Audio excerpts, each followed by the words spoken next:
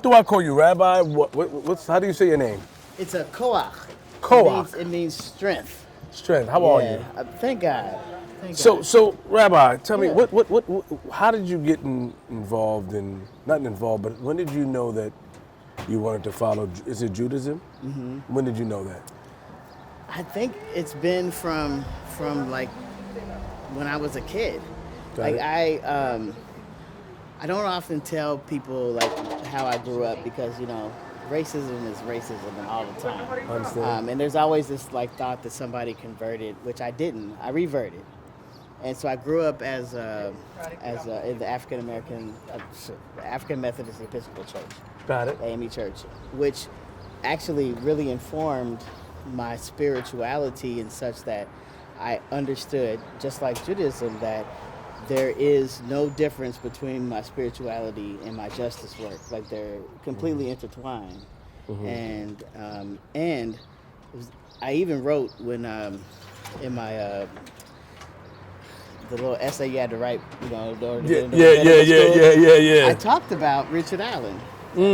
Because Richard Allen, he established places, i.e. the AME Church, because white folks kicked them out of their church. Got it. And I always knew that part of my mission on earth was to establish places for people who've been marginalized. Not marginal people who have been marginalized. When we did research on you, it's a unique story, and I'm going to be respectful. Yeah. But it said that you also, like, how do I say it, man? I'm just trying to be extremely respectful because you don't talk about, man. Come on, help me out. But being trans? Yeah, help me out, man.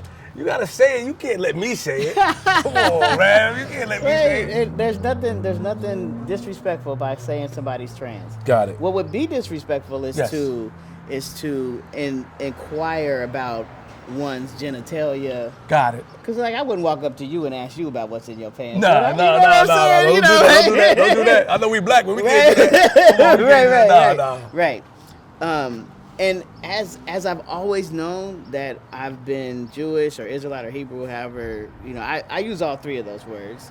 I've always known that I was a dude, even though I was inside of a little black girl's body. I always knew, and you know what? When I transitioned, my parents, you know what they told me? They said, we always knew, we just didn't think you was ever gonna do nothing about it. So your parents were supportive. It took a while. They got on the train. You know what happened? The AME Church, you said. Right. And my mom was a preacher's child. Ooh. But what I'm gonna tell you is what changed for my mother in particular. Because she told me, she says, I prayed for a girl and you came, so either God's wrong or I'm wrong. So there was an existential spiritual crisis, right? And what she learned, she was always afraid that I would never find love or that I would never have community. Because she thought that I would be so ostracized, because that's the way it's been, right? But when she came to the synagogue that I was, that I like co-led some things on, she was like, all these people came and showed up for you. Thanks. Like they actually support you as you are. Like there was no need to explain who I was. They just loved me for me. And when she saw that, she was like, this is not about you being ostracized. This is about me having to figure out how to deal with what I've been taught or what I've learned about how people who are trans get treated. Do you feel like, what the Bible says, did you feel like when you was reading the Bible and because of how you felt on the inside, because of your true identity, do you feel like you always question that? Like, I don't think this is true. I don't think this is, there got to be something out there because I'm a religious person. You know what helped me out was when I went to, and I looked at the Hebrew. When you look at Genesis and the story of Adam, who is the earthling, right? The text actually says, and you can see this in the English too. Thank you so much. Is that it says male and female, God made them. Those are the words in the Bible. So Adam is actually a gender-full being. Adam is not a man. Adam is a earthling. Adam means of the earth, because Adamah is the earth. So when I looked in the Torah, I was like, oh, that's who I am. That's you. That's me. And it was talking about me all along. But how were you able to overcome it? I mean, and when I say that, meaning that not how society deemed, you know, being openly trans, being a black Jew, and all. How did you? I got respect for you because I know that had to been there had to be a complex story or a journey, as I said. Yeah. So how did you overcome it, and is it still a journey today? I feel like I'm always on a journey, and there was definitely hardships. There were definitely times in which it was painful what people said to me. Wow. It was painful how people treated me. It was painful my relationship with my parents for a long time because they were having trouble, again, adjusting what they, we've all been conditioned. Of course. And that conditioning, like, it's hard when you, like, 60 years old, like, to figure out how am I supposed to reconcile what I've always been taught to what is, right? But God is yet still good. And I know that I'm God's child. Like, there's no way for anybody to be able to say I'm not God's child. I wouldn't be here if I wasn't God's child. Of course. Right? And God wouldn't have given me the understanding of who I really was if there wasn't, like, the truth of my being, right? Like, so I don't believe that this is, like, anything that, I don't know, arid spirit or all this other stuff that people like to say. Matter of fact, like, particularly in African tradition and society, there's always been people who have not fit in the categories that Western society, particularly white supremacy society, like, calls us. Like, we've always been, it was interesting. I was with a preacher who was, like, always like, why y'all call yourselves queer? It was like, it's black as fuck to be queer. You know what? It is queer as fuck to be black. We can say it both ways, right? Because we are different. We stand out. We push the boundaries. There is no, like, box that they can put us in. We got all different colors. We talk all different kind of ways. We dress all kind of different ways. We sing, we do music all different kind of ways. And what we do know is they will always try to rip off of us because what we got is good. Are you allowed to curse? Yeah. That was cursing and like, what's up? Like, are we allowed to curse? Come on, man. Yeah. Did we make our own rules, or do we follow the rules of what, is it Hebrew, right? We follow the Hebrew rules of the Quran? Is it? No, Quran, the Quran. Torah. Torah. The Torah. Excuse me. The Torah. Take it out. That. We follow the rules of the Torah. Yeah. Still the same thing. Don't they condemn, like, profanity and stuff like that? No. I'm just saying, people. Nah, the people might, but God don't. God, let me tell you. I'm gonna tell you about a God a God that is interested in the liberation of its people. A God that said, you know what, y'all. This is how I know God black. God, first of all, was like, listen, y'all got on my nerves. I'm finna get rid of all of y'all, and I'm gonna start afresh. Yeah. Right. That sounds like something my black. Your grandma would be like, come on. Yeah. Forget this. I'm done. Yeah, I'm done with you. Yeah, right? Yeah. Okay. The next thing, God always loves seasoning on the offerings. You can't have no offerings without no incense, no salt. God was like, I need some flavor. Right? Got it. Okay. Okay. And the other thing is that God has to be reminded all the time. Like, I made a commitment not to kill these people again. They get on my nerves, my last nerve. But God is always like, okay, I did make that commitment. We talked about covenant in there. Of course. Right? But God had part of its covenant, right? And I use it for God because God has no gender. So God was like, I'm patient, I'm kind, and all this other stuff. And then God was finna kill the people again. And then Moses was like, but didn't you say that you was kind, you were, like, patient, you weren't gonna kill nobody no more? God put a whole damn rainbow in the sky to remind itself not to kill the people. How we were taught, 'cause I know you have to go, how we were taught it was wrong. So you feel like when we thought that God was a man, that's completely wrong. Yeah. God don't have no gender. Got it. None at all. So we cannot. So the picture of Jesus and all that stuff, that's not. Well, I don't know about Jesus. That's Yeah, not that had nothing to do with me. What they say? What did they call Jesus? Yahshua? Not Yahshua. They use the word. They use the word that means savior. Or Okay. So if you think of Yeshua, I think that might be Yahshua is what they call Jesus. It's like trying to create the Hebrew of his name. Got it. And I'm not. That's not my Messiah. Got it. But I understand that there are people for whom it makes sense that is their Messiah, and also he got co-opted by a whole bunch of people running this country, thinking Jesus finna come back, and that's why they doing what they doing. You know what I mean? Yeah. So, but what I've always known is that black folks just do things different. Black Christians are different than white Christians, and what I feel like you'll continue to see if you keep hanging out with us is that black Jews is different from white Jews. I'm just saying, though, but then, like, do you feel like you guys are the true Jewish people? That's not what I'm worried about. That's not my concern. Because you got the African colors. It just is what it is. Got it. Okay. There's nothing. I'm not trying to be validated by nobody. I know who I am. So you don't care about the validation. You don't care about being accepted. Yeah. Because when we think about Jewish people, the naked eye, and maybe our ignorance, we thinking about. I don't know how to identify them. The people with the black, with the yarmulke. They're like the different kind of like Orthodox Jews. Orthodox Jews. Yeah, so that's what we look at. Yeah. So now when we identify with that, then we hear about the black Jews, right? Mm-hmm. So would we as black Jewish people, if we walk into the vicinity with the Orthodox, will we get accepted and respected? It depends on where you go. And then now we're in a situation. Right. It depends on where you go. There's places where that is the truth, and there's places where that ain't the truth. I've been to an Orthodox synagogue that wouldn't let me in. Wow. Would not let me in. They kept asking me. They asked me 3 times, "Why are you here?" I said, "It's Shabbat, and I'm a Jew, and I'm here to pray." 3 times. They wouldn't let me in. Really? So I've dealt with that. How did that make you feel? I was pissed. I was like, this doesn't make any sense to me. And what I told the man who was standing there, they like little security, I said, what's interesting is the person who went into the synagogue and shot everybody up looked like you, not like me. Oh, you said that? I sure did.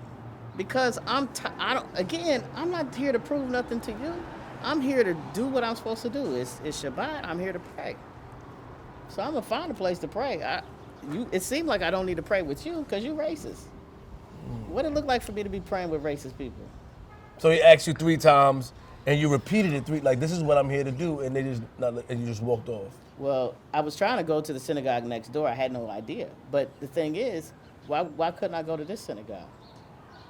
Why couldn't I go to? I didn't realize they was connected to each other, so I ended up going into the synagogue I desired to go into. But it was interesting to me that this person identified me as a danger. When I'm like, the person who ran up in them synagogues looked like you. The one carrying the guns, the Uzis, that's shooting everybody, they don't look like me. Last question from me. Did you watch the video from a guy named Tyler Oliveira who went to New Jersey and, they deleted his pages and stuff like that, but he went to New Jersey and sort of investigated the Orthodox Jew community over there and how he felt like they were taking advantage. I gotta be mindful. He felt, his words, that they were taking advantage of the system by having a lot of children and stuff like that. Did that come across your radar? Did you see that? No, I have not seen that video. But I do know like there is a history of a lot of children being born. Some of that has to do with people wanting to repopulate after the Shoah or the Holocaust, and they're saying like, y'all go ahead. Yeah. Go ahead. We're not you good. That there are people who are like that's part of their they feel like this part of their duty is to repopulate after they lost so many people, and so 14 kids in the household though. It's a lot. Again, and I don't judge. Hey, to each his own. Right. And I don't judge. None of my business. That's not my ministry. Like it's very clear to me what my ministry is. My ministry is to be with other black folks, and other people of color who understand that like black folks are centered where I lead. And so you can come, just like they tell us, you can come to our synagogue, but they are clearly focusing and centering white folks. But they say, oh, you can come, you're welcome to come here. And that's the way I am. I'm like, we're centering black folks. We're centering the black experience. Yep. You're welcome to come if you want to come. But just know this ain't about you. I respect the fact that you make, everyone in there feel connected and feel as one. Yeah. You know what I'm saying? I like that. I think that's important. How do people find you guys? Well, Kehillat Sankofa, which is the community that I'm helping to shepherd, We have a website, kehilasankova.org, but you can find me on Rabbi Koach pretty much everywhere. I'm the only Rabbi Koach that I know of that look like me. And I give like weekly Torah talks on Instagram and that kind of thing. But how do you become a rabbi though? Come on, put me on, yo. Okay, so how do you become a rabbi? Because are we, no disrespect, are we juking the system? Like we just took the rabbi? Keep it real. No. So like, there's different ways of becoming a rabbi. The like, we're talking about halakha, right? We were talking about halakha. Yeah. It takes 3 rabbis to make another rabbi. Got it. That's the like base level. Got it. Here, for now a long time, what happens is that you go to school for a number of years. I went for 6 years. And you study, and then they ordain you after that period of time. Yeah, but you do a lot of study. You study text. You study. I went to a Reconstructionist school. Okay. So I'm a Reconstructionist rabbi, and we just do things different. Like we're not. There's a lot of practical rabbinic. So it wasn't just I'm studying books, but how do I be with people? How am I gonna like do my work out in the world with other people? That's what matters. I'm here with people. I'm not here with books, right? And you speak Hebrew? You could read it. I can read Hebrew. Yeah. Rabbi Koach. That's part of the Koach, deal. right? Koach. Koach. There you go. Right, so my name is Koach Baruch, which means strength and blessing, or blessed strength. Got you. Okay.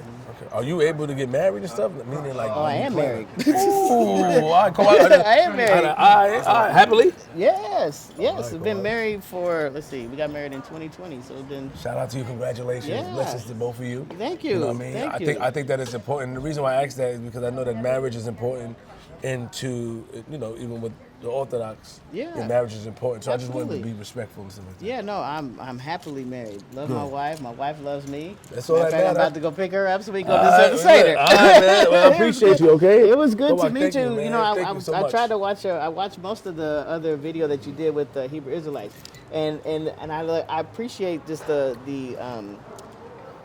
I appreciate your honesty, and I appreciate your respect. Gotcha, right? Of course. Because what I notice sometimes is when people get with folks that they may not know or may not understand, there's this like thing that happens where we get like so uptight. Yeah, I don't want to do that. That's why I want to be mindful of what I ask. It's not about clickbait. Yeah. It's about gaining the knowledge. Yeah. Gaining knowledge is important to me.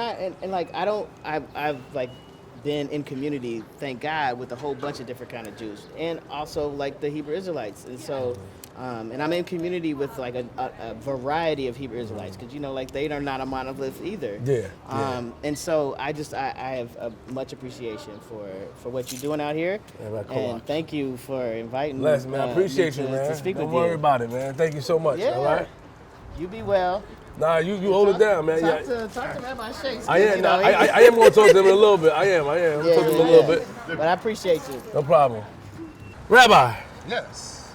So when you Google black Jewish, you're the first one that popped up. That's crazy. How? I guess that's almost 2 decades of work. So I've been a writer, speaker, public presenter, author on racial and religious identity, particularly how it manifests in American Judaism since about 2009. So Really? nationally, internationally, campuses, conferences across this country. The only 2 places I haven't spoken, Africa and South America. So can you? So what is your name exactly? Shais Rishon, Rabbi Shais Rishon. Shais Rishon. And how? I've also spoken under ManNishtana. That's my sort of ManNishtana pseudonym there that I've used. How did you get that name? Yeah, I like your glasses. Where you got that shades from? Where you think you are? Where you got that from? I have my ways. Yeah, all right. Tell me how you got the name. Yeah. So, ManNishtana is, what we just have over the Seder. It's one of the first 4 questions of the Seder. Okay. So what it means is, what makes this night so different from any other night? Got it. So in my work, I use that question and sort of flip it on its head. What makes this Jew so different from any other Jew? Oh. So that's why I've been writing under that. So, when did it happen? When did you realize or when did you know that you were Jewish? You know, when you were born.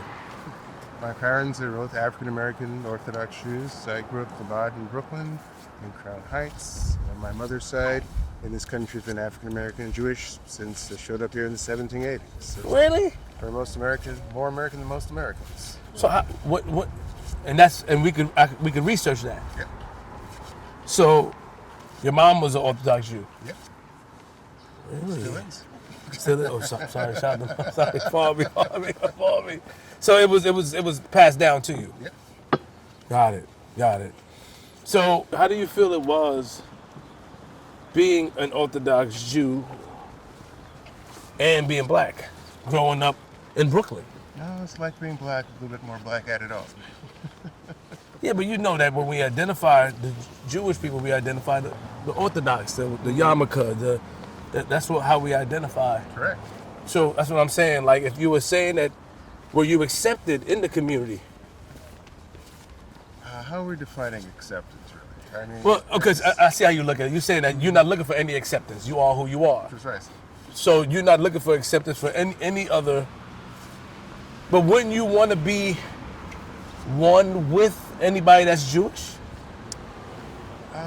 Judaism, while there is a communal point to Judaism, it's all about your relationship with God, right? Okay. I show up to synagogue because God's like, okay, I need 9 other guys and you, so you can say these prayers and these, rituals, and like that's why I'm there.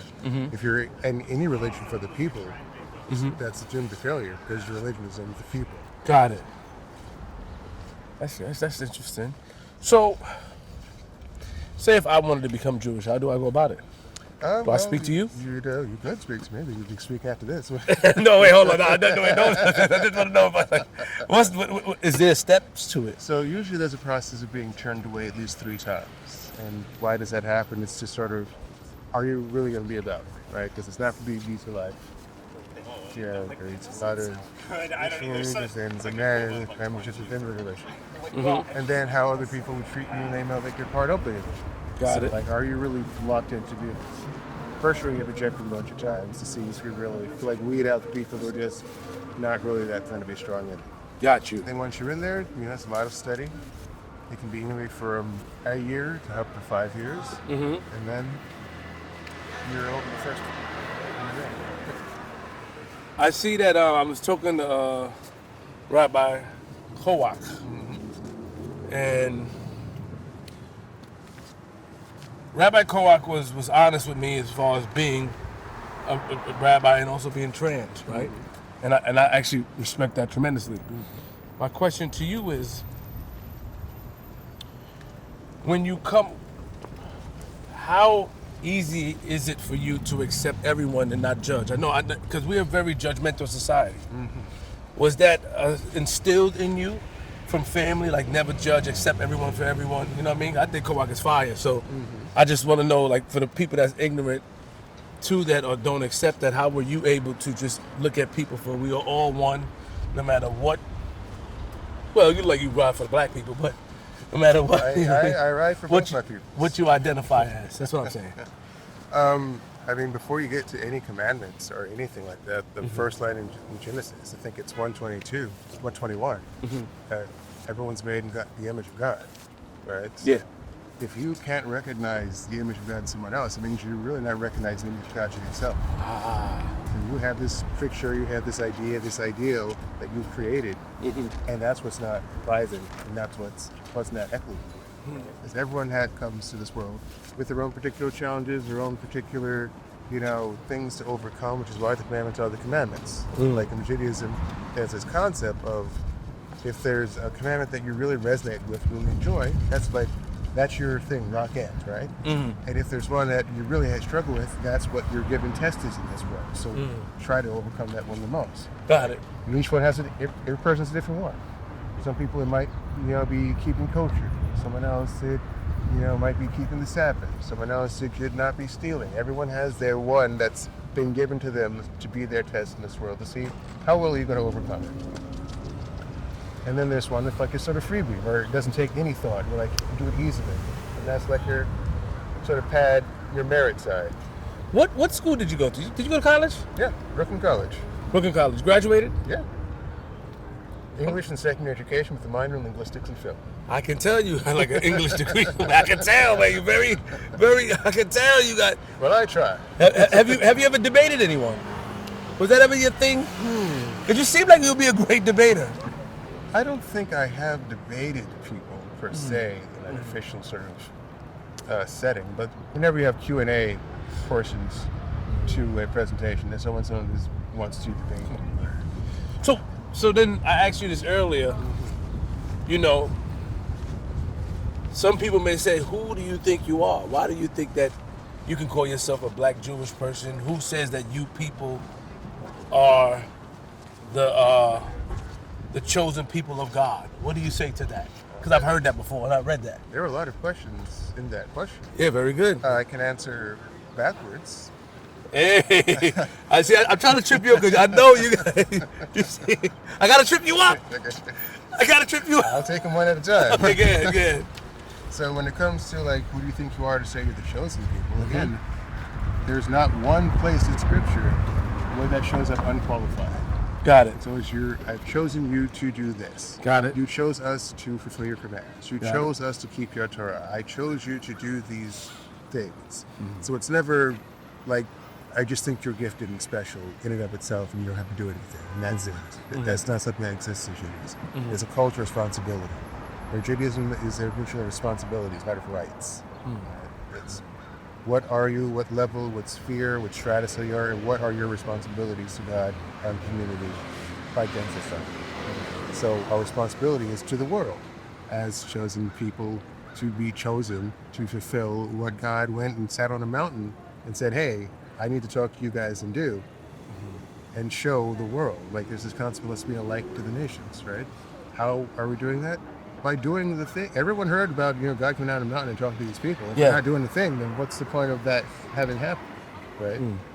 That's almost what's called in Hebrew, Chilul Hashem, the desecration of God's name, right? Because when you do something that makes people look at, these are the people that God was talking to? Yeah. They're doing this, they're acting like that, it causes that desecration of God's name.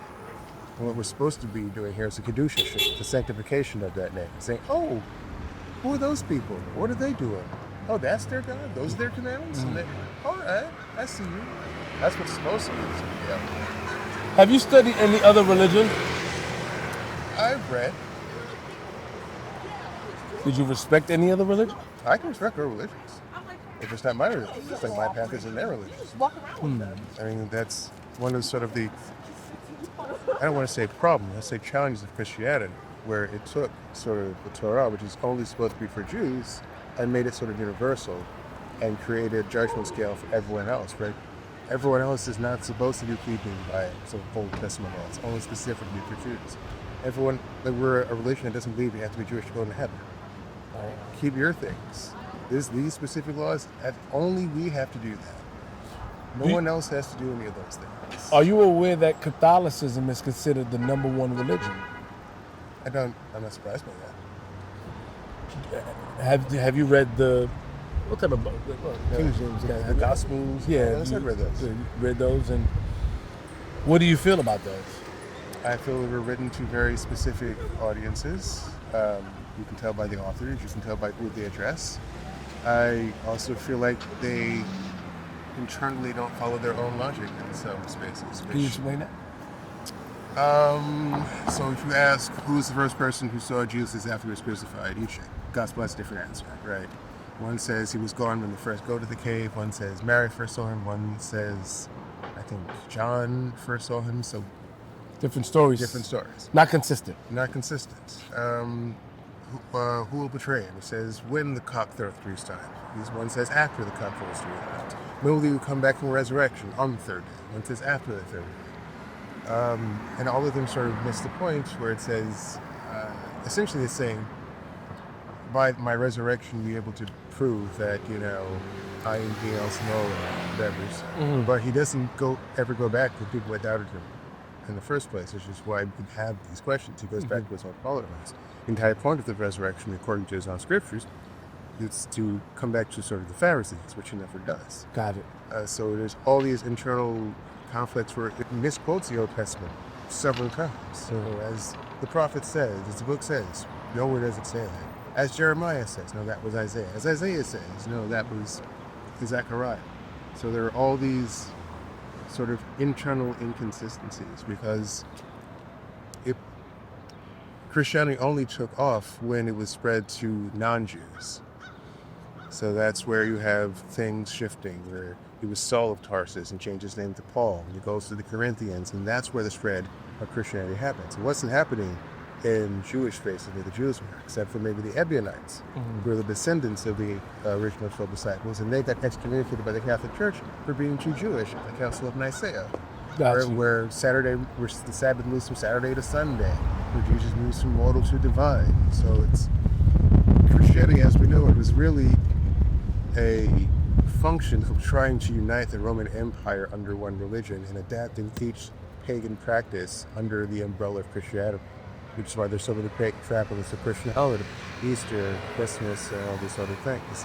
They never really show off in Jewish spaces. It's just another sect of Judaism. But there were Essenes, there were Pharisees, there were Sadducees, there were the Dead Sea Scroll sect. So it was just another sect, and it just sort of died out. And it would have died out completely if it would never spread to non-Jewish lands. And if Constantine had to realize all of the unifying religion and made it the official religion of the Roman Empire. So it goes back to the Roman Empire and all the Roman Empire and Constantine. Saying, hey, here's a measure of control that I can use for these far-flung provinces. They're listening to these things because they haven't really had contact with like Judaism in that same sort of way. So that version of it is appealing to them, to speak to a spirituality without these sort of laws of guilt. Is that okay? Fine, let's make Christianity the thing, and everybody let's hop in on it. What do you think was before that? Before Constantine did that, what was it? They were just the various pagan religions that existed in all the different parts of the Roman Empire. Wow. You know your stuff. You remind me of like a black Sherlock Holmes, man. Look, he got the glasses and all that stuff. And you know what I mean? I was speaking to Rabbi Kosch, and Rabbi told me that at one point he went to go pray, and he wasn't let in one of the places. Have you ever experienced that as well? I haven't experienced not being let. Oh, I had one experience actually. It was here in D.C. Can you tell me about it? Very plausible deniability kind of thing. I can't specifically say I wasn't let in or whatever. It was a phone wasn't being answered, neither was an intercom, and so there's no real way to say I think you can't come in here, barred in. Just very circumstantial. Look real nice, bro. Thank you, sir. Look real nice, bro. I tried. Hey, look, been to DC 4 times. I ain't seen but 4 black people all day. Swear to God, bro. What happened to the city, bro? Bless, man. Take care. Hey, hold up. Point the camera this way, bro. Yeah. King Cassius, man. We need to get DC back. We need to get DC back, man. Thank you. Hey, I'm a professional rapper too, bro. Okay. I'm somebody out here. You ain't got a regular nigga on camera. Got you, King. Got you. Salute you, Yeah, right? have a good day. All right, bless. All right, man. Take it easy. See, nice. See, have show love to the black people. So phones wasn't answered, intercom wasn't answered, and all that stuff. So that's what it was. Yeah. But then I'm seeing It's never been an active, turn back. turn back. Did you wear what's it called on your head? The yama? I married it now. Just under the hat. Oh. So then I wonder. So it's your mom's side, right? The mom's side is both sides, because my dad converted. But if you're talking like we can not without conversion, my mom's side. the mom's side. Nice. And your dad converted. Yeah. Did they meet in Brooklyn? Yes. Oh, nice. So, I'm pretty sure that you went through the struggles as a child, but when you come speaking to you, you're saying that I wasn't looking for acceptance from nobody. But I don't think that we initially feel that way, right? I think that we grow into that mentality. So how did you end up saying that I don't need acceptance for anyone? Because in society, approval is something that a lot of people look for while growing up. That's true. I mean, I'm built a little different. That's why I'm able to do this work. That's why I was like sort of separate, personal experience and having that pool of emotional reserve to go and do these talks, to do these explanations, to break things down, to have these conversations. My experience, my approach is not typical. Like, not everyone can do that. I mean, I chalk that up in part to my mother, right? Because she had that sort of resilience of being someone Black and Jewish in this country for centuries, where you have slavery, where you have segregation, where white synagogues just segregated as Black synagogues, where Black churches think you're trying to be white and you're a race trick, and so you have to find that way to be in and not to hold on to what you are full-heartedly, regardless of either side saying you're not part of what, you're part of them, you're part of them, you're not part of what, and saying I'm here on both, I'm a stand-on. So not a lot of people have that sort of strength or reservoir to pull on. We've got a couple of centuries behind me. I'm standing on the shoulders of giants. This is not like an easy task or an easy work. I'm not saying that anyone could do it. So it's a lineage. Yeah.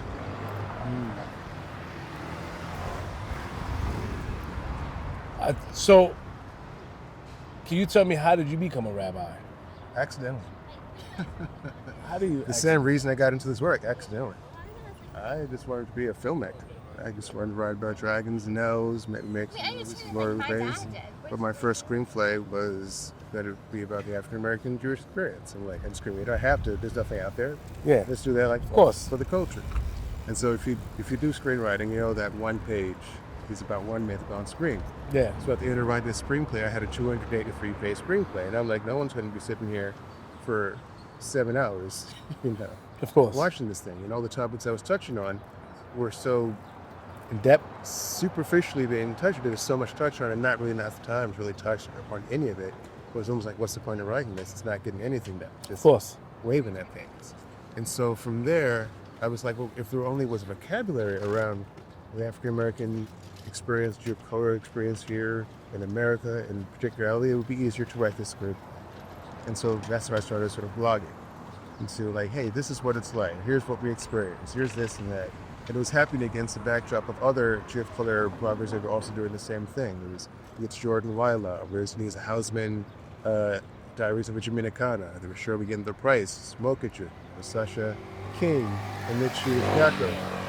So we all existed in this sort of mid-early 2000s space where pretty much all the prominent Jewish color movement shakers now all have nice blogs. Got it. So from there, group speaking engagements, from there into books, and from there into this sort of work. And over the course of doing that work, I would get through the messaging room, because either they didn't have contact with the rabbis because of their community. They didn't feel comfortable asking their rabbi because they felt like that racial prejudice. Or their rabbi was a nice enough guy, just didn't have that cultural context to answer the question. So he'd ask me, I'd go do my research, I'd come back and say, I'm not a rabbi, but based on these sources, here they are, so you can read them yourself, this is what you should do. And after about a decade of doing that, I realized, well, if they had, then nothing to go ask them. Because if they had one, they wouldn't have come to me. And so I got my ordination, so at least I could have the peace of mind that people asking me these questions were asking somebody who's qualified to answer. How did you get the ordination? You went to school, or was it like the traditional? So there's many different ways of getting Smicha. There's ordination. There's like online. There's like one-on-one sort of process. Okay. So it was a combination of both those, online and also the one-on-one person. And you're well versed. That means if anybody come and asks you questions, if you choose to answer, you know what you're talking about. I mean, I'm as well versed as anyone can be in a thing that's thousands of years old. You're not really ever going to find an expert on anything, and if you are, I guarantee you they're not an expert on anything. How big is the community now? How big has this community gotten? Jews of color make up 15 to 20% of the American Jewish population. What? Jews of color make up 15 to 20% of the American Jewish population. There are more Jews of color in the Jewish American community than there are Jewish Americans in the American. Really? So then when do you guys all come together? They're both different. So what really created the sort of community lattice work that we have now sort of came about around the boom of social media. Got it. Like it started with Yahoo groups, like sort of the one of the first sort of incubating hubs was Shalom Sister Friends, which was a group in Yahoo. And from there, MySpace happened. And so those of us who knew other Jews of color friended each other in MySpace. Then we go through each other's friend list, look to the Jews of color there, and friend those Jews of color, and then they do the same to us, and so it's sort of propagated that way in sort of like the pyramid kind of scheme place. I'm listening. And from there, we moved on to Facebook, and after a certain point, we're like, well, maybe we should start meeting in person.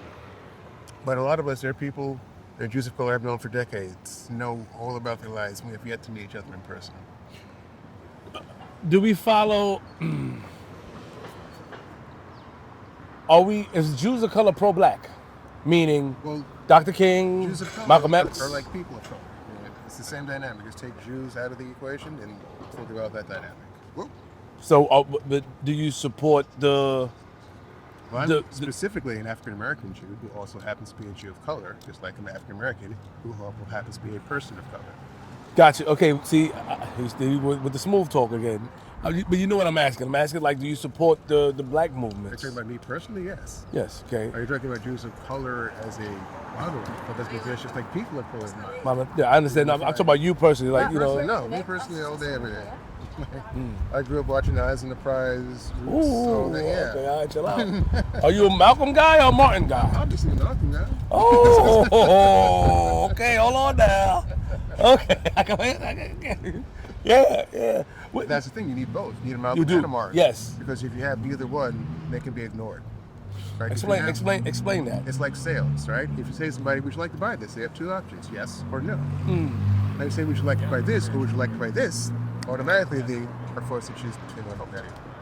Right? So if you had either Martin Luther King, nonviolence, they can say, oh, we can get staff all over. We don't need to matter. That. We don't need to worry about that. If you have just Michael X, oh, they're just being violent and being rambunctious, we can just demonize them that way. And if you have two, you're going to have to reckon with one, listen to one or reckon with the other. So we needed both Malcolm and a Martin. If we had either one, we would not have gotten anywhere with something else. They said at one point before Dr. King passed away, he stated that he led his people into a burning building. Did you hear about I remember that point. how did that make you feel, or should that make black people feel that followed him and said, just turn the other cheek? Do you feel like he came into a realization of what was going on? How do you take that quote? Because there's a lot of arguments online saying that he's saying that there was no chance for us to change, or his ideology was the wrong one. Like, how do you take that statement? I led my people into a burning building. I take that statement like how a parent looks back on raising their kids and thinking that every choice that they made was the wrong choice. Got it. Right? But the thing is, the country has always been a burning ground. Right? So he wasn't leading us into it, he was only leading us out of it, because we're not fighting a war on a single front. Interesting. Right? We need your Malcolms, you need your Martins, you need your marchers, you need your speakers, you need your keyboard warriors, you need your freedom fire riot people. Because power only capitulates when it's getting pressure from all sides. And if you just have one point of entry, just close the door and ignore the rest. So there is no one approach, there is no one right approach. The problem is when we say that there is only one right way to do that. Oh, they're good for the culture, but this one isn't. That's the right way to do it, that's the wrong way to do it. There is no wrong way to do it. That doesn't mean that every way is the right way for everyone, but there is no wrong way to do it. Have you ever thought about becoming a professor? Thought about it. I think that's an interesting. At what point in the world, or at what time in society would you say black people had it easier during this period? Would you feel like? And I know we never had it easy. So let me not. I know it's kind of crazy, but what I'm saying is that we can speak about presidency, right? Which president was good for us? See, there's a lot going on right now too. So it's a lot going on. Chile just posted something, so let's be mindful. What's good for us? Which president would you say, okay, regardless, all of them may have been bad or whatever, but which president you say that was for us black people? You say that this president put, things into effect for black people. Put things in effect for. Come on, you know how to. You don't have to like break down my question there. I know you. You know what I'm saying. You can do it. I mean, it's a multi-tiered question, different context. You could say LBJ because he signed the Civil Rights, Act. You could say Kennedy because he set that into motion. You could say, well, you couldn't say Clinton. But people consider Clinton, that he relates to us because of his actions. Isn't that bad? With Clinton, you had the black teens are super predators from Hillary. All right. For Clinton, he was able to win because he had that Republican hard stance on crime, which really means hard stance on urban neighborhoods, which really means black neighborhoods. So I wouldn't say Clinton. So, but why do you think black people like Clinton so much? Because he played the sax. More better blues. Okay, so you think you move Clinton out of there? For the culture, I would say Obama.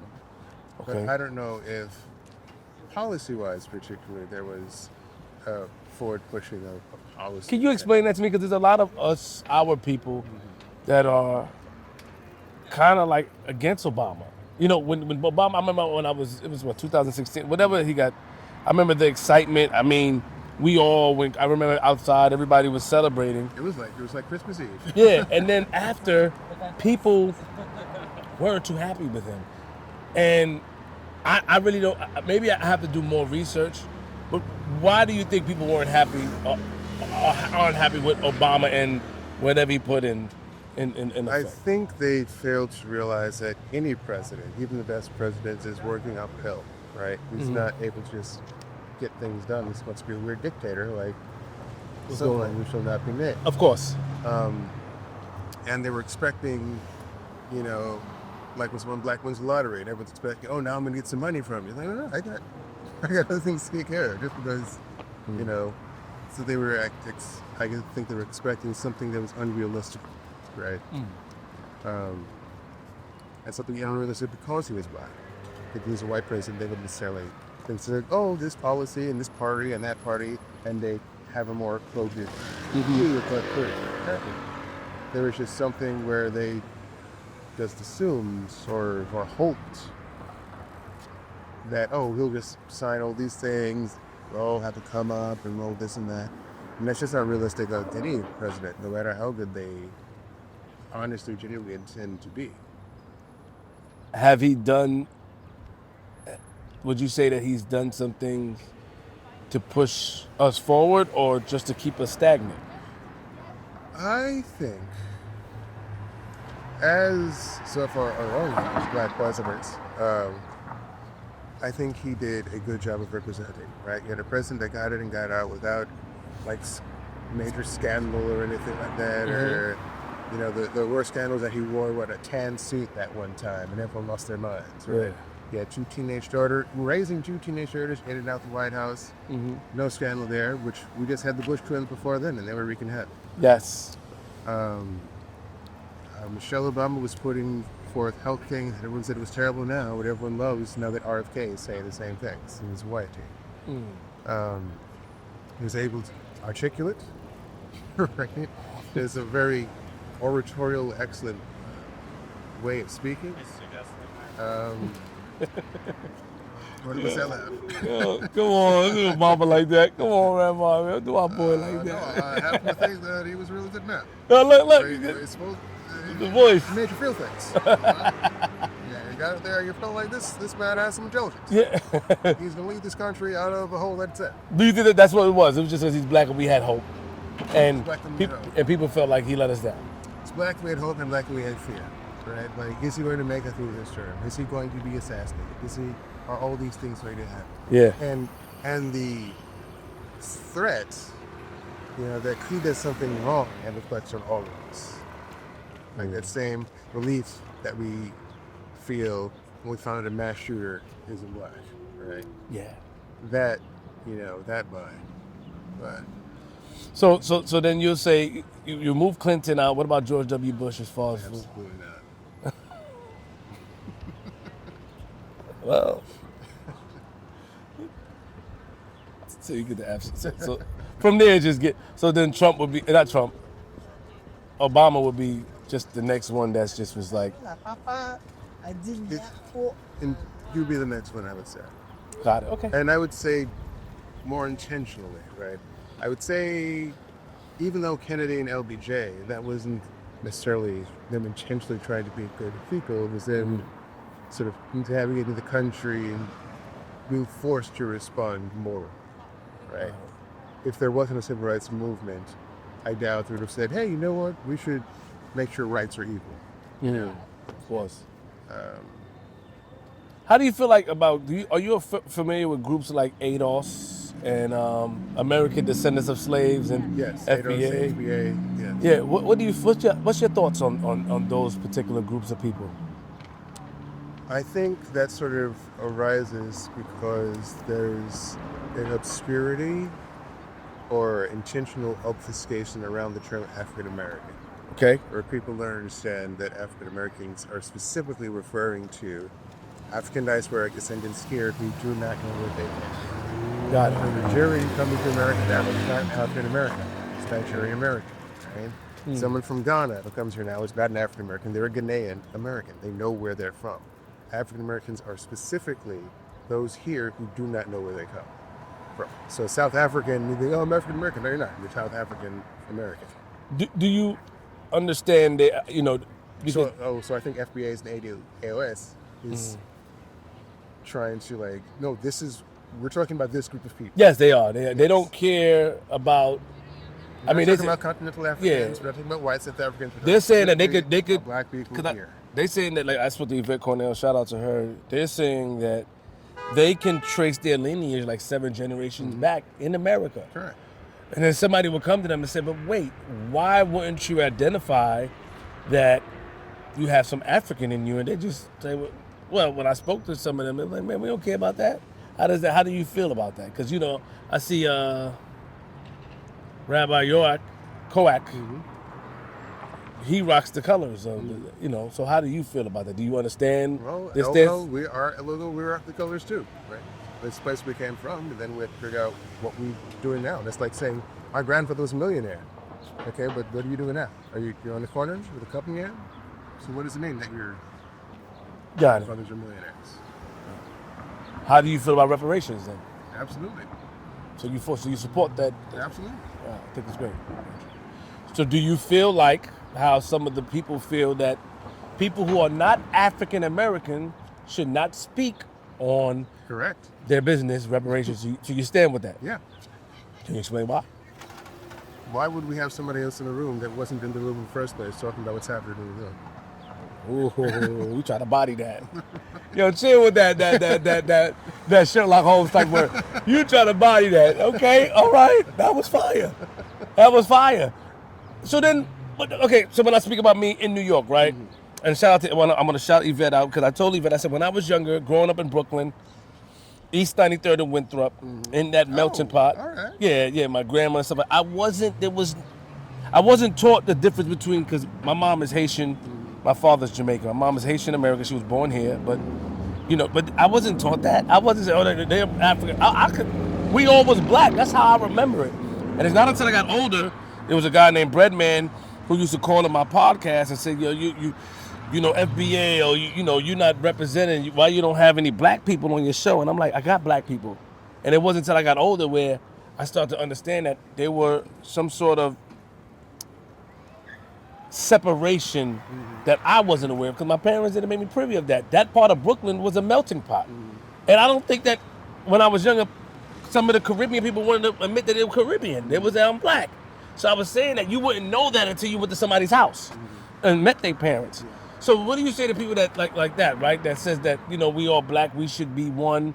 We shouldn't have that, because I didn't understand. I didn't grow up like that. I learned it. I learned later on. And I respect it now. Trust me, I understand where I'm from. I understand not in anybody's business. I don't want to make anybody offended. But I wasn't taught that. You from Brooklyn, right? Yeah. I wasn't taught that.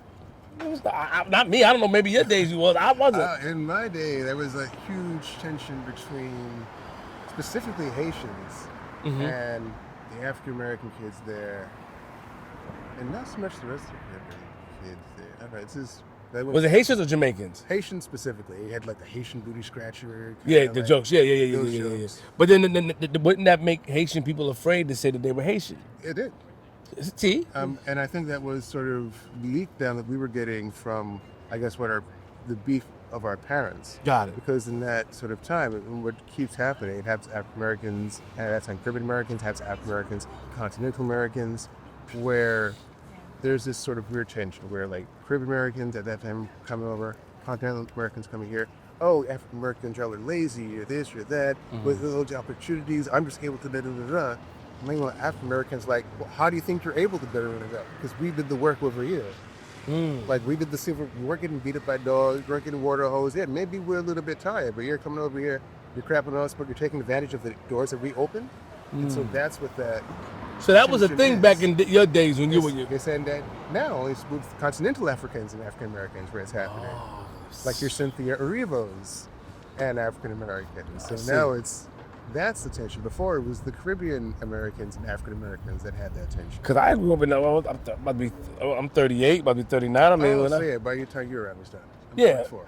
Oh, okay. Yeah. So, yeah, because you're 44? Yeah, I'm 44. Oh man, you don't look it, man. So okay, So by the time you came so you understand what I'm saying? I'm not tripping. It already. Thank you. Because they think I'm lying. Yeah. Can you tell them in Brooklyn it wasn't that? I'm telling them, man. They think I'm lying. Like 88, 89, it was definitely. It was gone. Like when I was there, it was all you one. came around, it would have, because for me, by the time you was junior high school, that had pretty much been squashed. It was just a milk. But before then, it was definitely Do you so you do feel like there are some people who are not from this country that comes in and think that they're better, that think that African Americans are lazy. Yes. Also, some of them are told that, right? When it comes like, don't associate with these people, right? And obviously, I'm going to listen to it, right? If I come to your country and you say, don't talk about you, what's that? I'm not trying to get sent back to where. Yeah, of course. I get what you're saying. You know, you're from here, you know better, so you know you're talking. I get what you're saying. So it's also a deliberate sort of splintering happens. Yeah, don't talk to those people. Don't da-da-da-da. And I know that because I was from conversations from like Africans and Caribbean Americans and like, yeah, we came in, we were told not to talk to y'all. And it happens in organizational spaces, right? It happens in Jewish organizational spaces. I've been on blacklists from Jewish organizations. Explain that. With other Jews of color. They told, no, don't work with them. Don't, what you call this. I'm a troublemaker. What do you mean you're a troublemaker? Pay attention. In the mainstream Jewish spaces, there's a love of sort of we help the underdog, or we're on the side of social, good or whichever, and a reluctance to embracing when they're the villain, or where they're the stumbling block, or where they're, buying into these systems of oppression. And so I generally don't play that kind of ball. Got it. And, I call out things where I call them out. And so when they have new people that join the organizations and maybe they don't know, or they're filtered through the work, there's sometimes a blacklist of us writers, speakers, etc. They say, oh no, don't work with them, don't associate with them. Say that happens when people come to the country. They're like, oh, don't talk to these African Americans, don't do this, so it's the same dynamic again happens. So you've been blacklisted a lot. I've been blacklisted more than once. I suspected a couple of times, didn't have concrete evidence until years later. So, and blacklisted mean that when people come or when it's time to do like events or big events, you're not allowed to speak. Don't tap on him. Just don't ask him to be part of this event. Don't reach out to collaborate with him. Where can people find you at? You can find me on Facebook. You can find me on Instagram. You can find me on Blue Sky. You can find me on Threads. Tell me the Instagram. What is it? Instagram, I am the real ManNishtana. On Threads, I think I'm also the real ManNishtana. On Blue Sky, I'm just ManNishtana. Facebook, look up ManNishtana. ManNishtana. And what was the name before that? You said? Rabbi Frazier, or the so real which ManNishtana. So ManNishtana was your original name. Yes, the Israeli name was working. Yeah, and then Rabbi name is Rabbi Shais Rishon. It's my real name. Shais Rishon. Shais Rishon. Yes. Am I saying it right? Yes. Shais Rishon. Shais. S-H-A-I-S. Shais Rishon. R-I-S-H-O-N. Rishon. All right, man. All right, and then is there any message out there for people that want to join, or what they can do, or is there anything that you want to give the people? You can look us up, Ohel Edot Hamdata. You can find us there on Instagram. You can find us on the web. Reach out to any of my social medias. You can find me. And, you know, if we don't support ourselves, who's going to support us? But there's a lot of people that may not support us if we don't support ourselves, right? Correct. So we might as well support ourselves. All right, man. I appreciate you, man. All right. Thank you so much, man. Hey, you cool, man. All right. That's All right. right. I appreciate it. All right. It's QUEENZFLIP, man. I'm here, you know, in D.C. And real quick, where were we? What did I come to today? I just want to make sure. We came to a pre-Passover sort of luncheon brunch. Okay. So we were going over all the historical, social, religious, you know, connotations, evolutions of the Seder service for Passover. Just walking people through, like, what does this all mean? What's it relevant to us today as American Jews and the society that we currently live in? Why D.C. though? Why not New York? This is Chocolate City. All right, man. Question. What's one thing people should stop saying about black Jews? That is an excellent question because there's so many things. Put me on. Well, stop. One, I guess, in general, let's stop with these monoliths, this monolithic thinking when it comes to like blacks and Jews, right? Because we talk about black-Jewish relations, we're really talking about two invisible parentheticals. What we're really talking about is relations between non-Jewish blacks and white Jews. And that leaves out of the picture relations between white Jews and black Jews. It leaves out of the picture relations between non-Jewish black and Jewish black Jews. And if we're trying to build a full picture, but we're only using pieces of the puzzle, we're never going to have something that's sustainable. So to move away from that monolithic thinking, and these are two inherently contradictory communities that has been integrally since both communities have existed in the first place. What do you say to people that are confused about identity and religion? How? Would you be confused if a or an Asian Christian? Well, there's some people that you know that come off confused. There's some people that don't know. Everybody is not confident in who they are. That's true. That sounds like a them problem. Yeah, but then what do you say to them? You can't say that's a them problem. I would say to them, that sounds like a you problem. Oh. The elephant in the room is only for you. It's not for me. Ooh. What's that? Body that. What should people understand after watching this? People should understand that the Bible, whether you're talking Old Testament or New Testament, is a story that's taking place in the middle of the Levant. So you shouldn't be shocked when you see people of pretty much any religion that looks like people that live in the middle of the Levant. If you and I walked into a synagogue, how would I be treated? Depends on the synagogue. QUEENZFLIP, I appreciate you, man. All right, Rabbi? All right, man. Oh, man. Take it easy. Queen, subscribe, y'all. Oh, I was confused about that. Because, well, maybe it's just not the God I grew up with. But the version of that I remember is that, like, which I kind of like in the poetic sense, because Jewish time is sort of cyclical, right? It's the spiral of, you know, whatever. But I like the idea that, like, we were all there at Mount Sinai. I'm just not familiar with and that we're all there in that story. So I suppose, I don't know, I just had never thought of it as finding myself in different aspects of it. I suppose I find myself where I always am, which is just with my people. Yeah. Yeah. Well, for myself, it's one thing to have freedom, but it's another to learn how to be free. And it took the army of Israel centuries to learn how to be free, to be the people that we are now. And how does that fit with the African American tradition? We've only been liberated just over 150 years. And is that enough time to know what freedom even means? And so, on a personal note, for myself, when you ask where are we in the story, for myself, my question would be, seeking what this freedom means to me and how to best utilize it.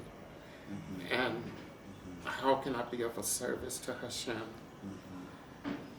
to the Am Yisrael, and to the world at large. Yes. Yeah. Can I learn how to be I free? love that. It's a way back, like my bat mitzvah portion was shalachacha, and so like it's very much so in the learning how to be free, and what does it require? I always find freedom such an interesting like meditation in general, in the sense that like what's a Wordsworth poem? Nuns fret not their narrow cells, right? The idea that too much freedom is actually, you're constricted actually by the lack of sort of constrictions. Like too much freedom to leave everything so open essentially makes it, I mean, it's a metaphor for a poet basically not being able to, like free verse versus like a sonnet versus da da da. It's just an interesting thing in the sense that I don't know that I've ever not felt free. I really don't think that ever in my heart or in my head I've ever felt not free. And I don't know, just as maybe that's a me thing, I don't know, but I think there's always kind of a freedom of not thought or whatever, but I guess as we think about freedom and what it means and how to do it, it just feels, it's interesting. Well, it means different things to different people. And take, for instance, our existing laws, our Constitution. The freedom of speech, what does that mean? Does it mean that we can act without consequence? And many people are finding out, even in this modern age, you can't act without consequence. You can say whatever you like, you can pick whatever you want off the shelves, but at some point, before you leave the store, you find that you're going to have to pay for it. And so, what is perceived to be freedom isn't always what it says. Is the true freedom is in Hashem. And there's no freedom without His laws, His statutes, and His commandments.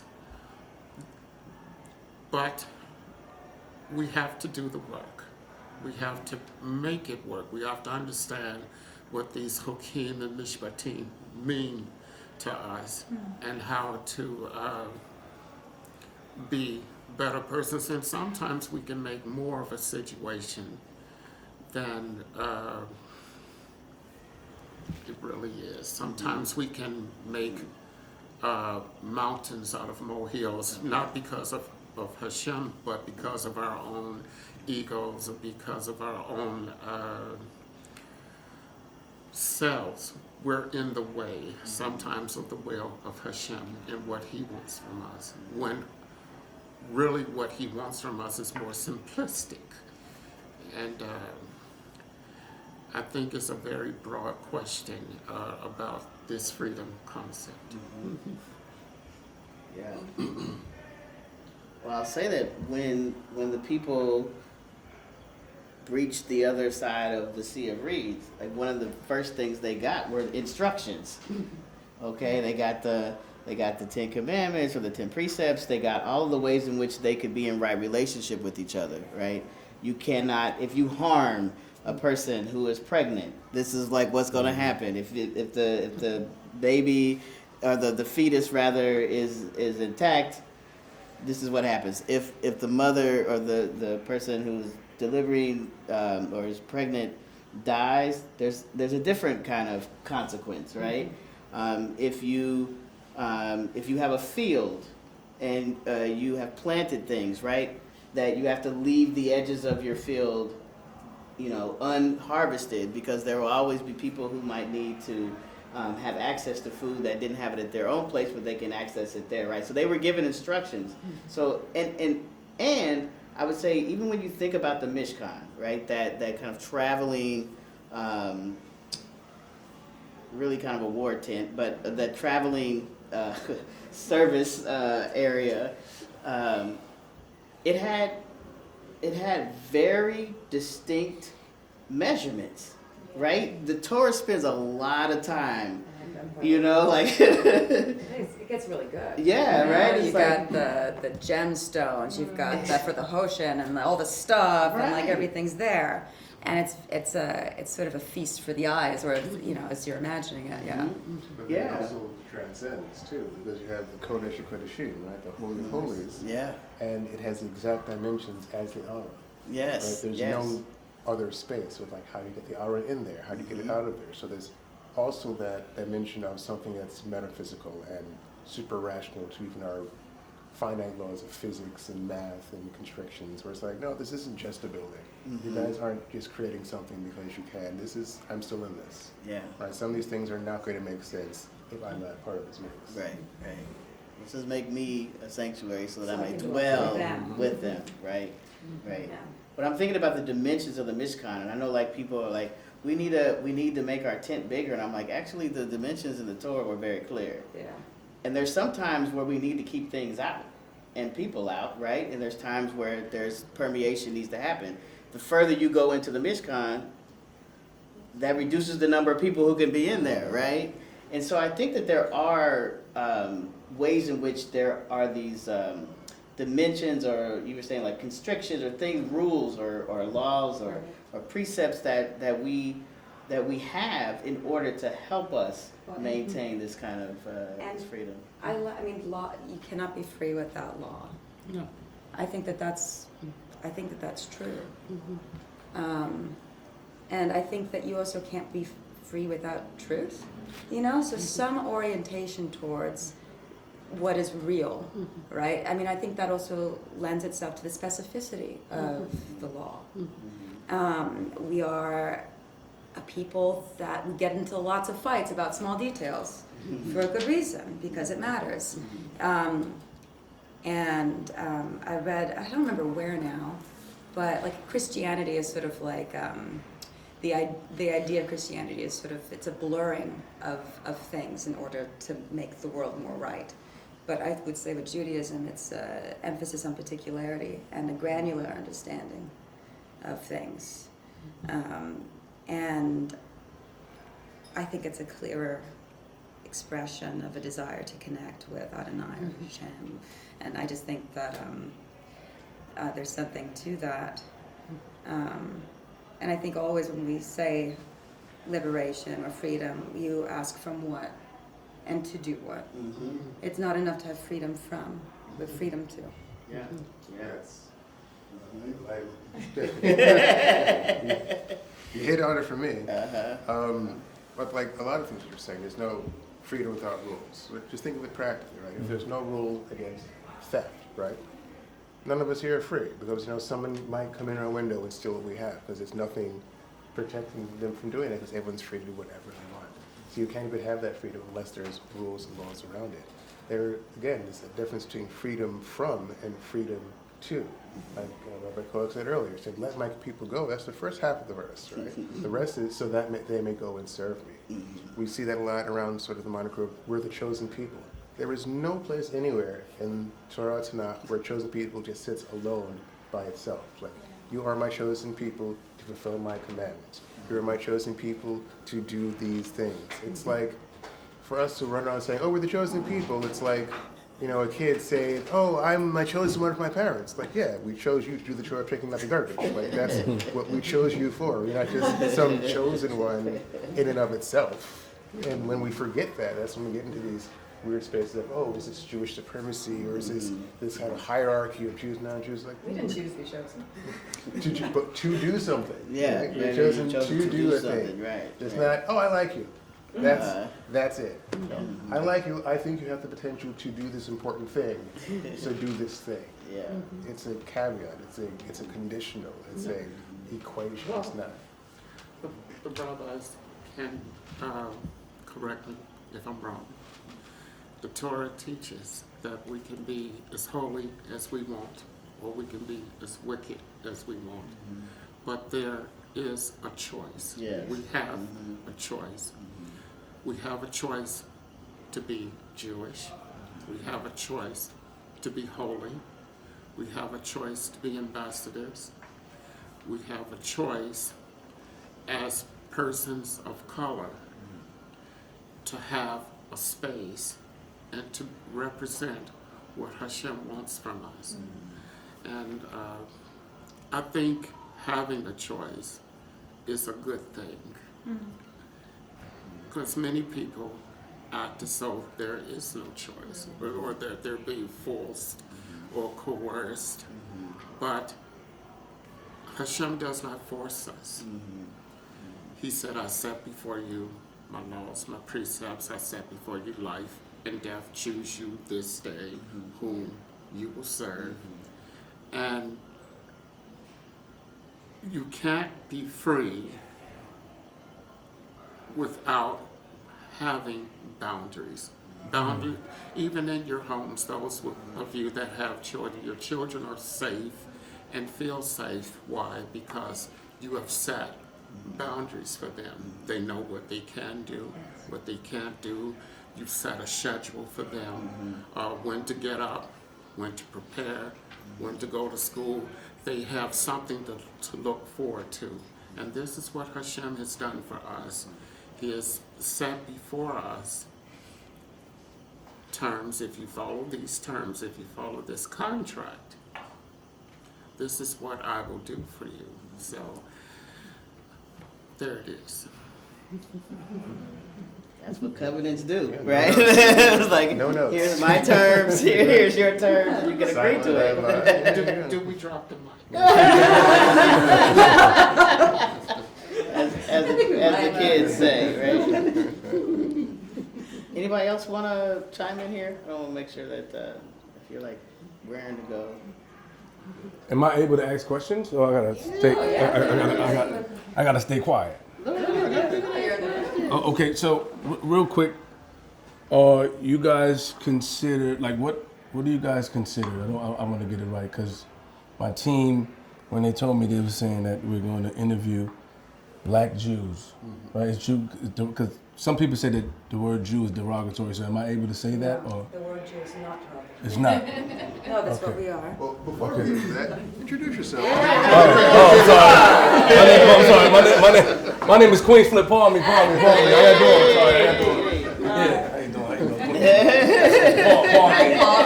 Nice to meet you. I met you already. Sorry, that was a lot. Pardon me, y'all. So my question. So the word Jew is not derogatory. It depends on how it's being used. No, well, look, some people If it's use an it. adjective, that's bad. If it's a noun, it's fine. Yeah, Okay. I mean, My Jew lawyer, my Jew doctor, and it's like, Yeah, this like- person's a Jew. A noun, it's fine. It's your adjectives that get you into trouble. Got you. What is this called? Like, is it a name for the community? And you counted 8 people? 10. 10. Now come on, man. Don't do me like that. That matters. Yeah, I want to be mindful and respectful and just have an understanding, because I do don't you want want to sit down? No, I like to stand up a little bit. I'm not sitting down. I want the camera to catch me moving around. It gives me like sort of like a teacher vibe, like I'm teaching. So like that's what I'm saying. So can you explain what's going on here today? Okay, so Rabbi. Rabbi. No, okay. So we have 2 congregations that are here in Washington, D.C. area. We have Gilad Sankofa, run by Rabbi Dr. Kosch, and we have Ohel Edot Kamdavza, run by me, Rabbi Shakespeare Shaw. And so this is, we're just about 6 months apart in like setting these down, and we find it's important, particularly from coming from different denominational theological sort of spectrums, that we have sort of a baseline that we're all moving from building African-American Jewish community here in DC. And so this is sort of a pre-Passover sort of luncheon to walk people through the Haggadah, through the Seder. People might not have been to a Seder before. People have questions, why do we eat this food? What is this plague here? What is the history behind this ritual? Why has it lasted so long? And so we're just here sort of in community to have a pre-Passover sort of hangout before the stress of cleaning and buying and Sedering, has to kick off and happen. Do you follow the same? I don't want to say rules, but do you follow the same I can say rules? Yeah, why not? Do you follow the same rules as the other Jewish community? Correct. We're a Okay, Jewish so- community. We just come in chocolate. Okay. Okay. So what's the vibe? Does the other community are they down with us? I'm considering, I'm with y'all. Are they down, or like what? How do they view? How do they view it as? I mean, in my experience, maybe other people here have different experiences. Racial dynamics work the same way in Jewish spaces as they do in non-Jewish spaces. Just remove Really? the religious part. Yeah. But doesn't that sort of contradicts what we stand for? What's Correct. in the book? Yeah. Really? So I mean, just like how in America it kind of contradicts like the Bill of Rights and the Constitution. okay, so the same thing happens no matter where we at. It's the same thing that goes Yeah. on. I mean, it can. I mean, like, I think it all depends. You know, like you know, people. Yeah. I mean, I just think it's different, but I also think that, like, maybe I've just been very lucky. I mean, I'm sure people look at me and they wonder, like, so how is she Jewish? Right? In fact, people ask me that question. Jews are curious people. I don't have a problem with it.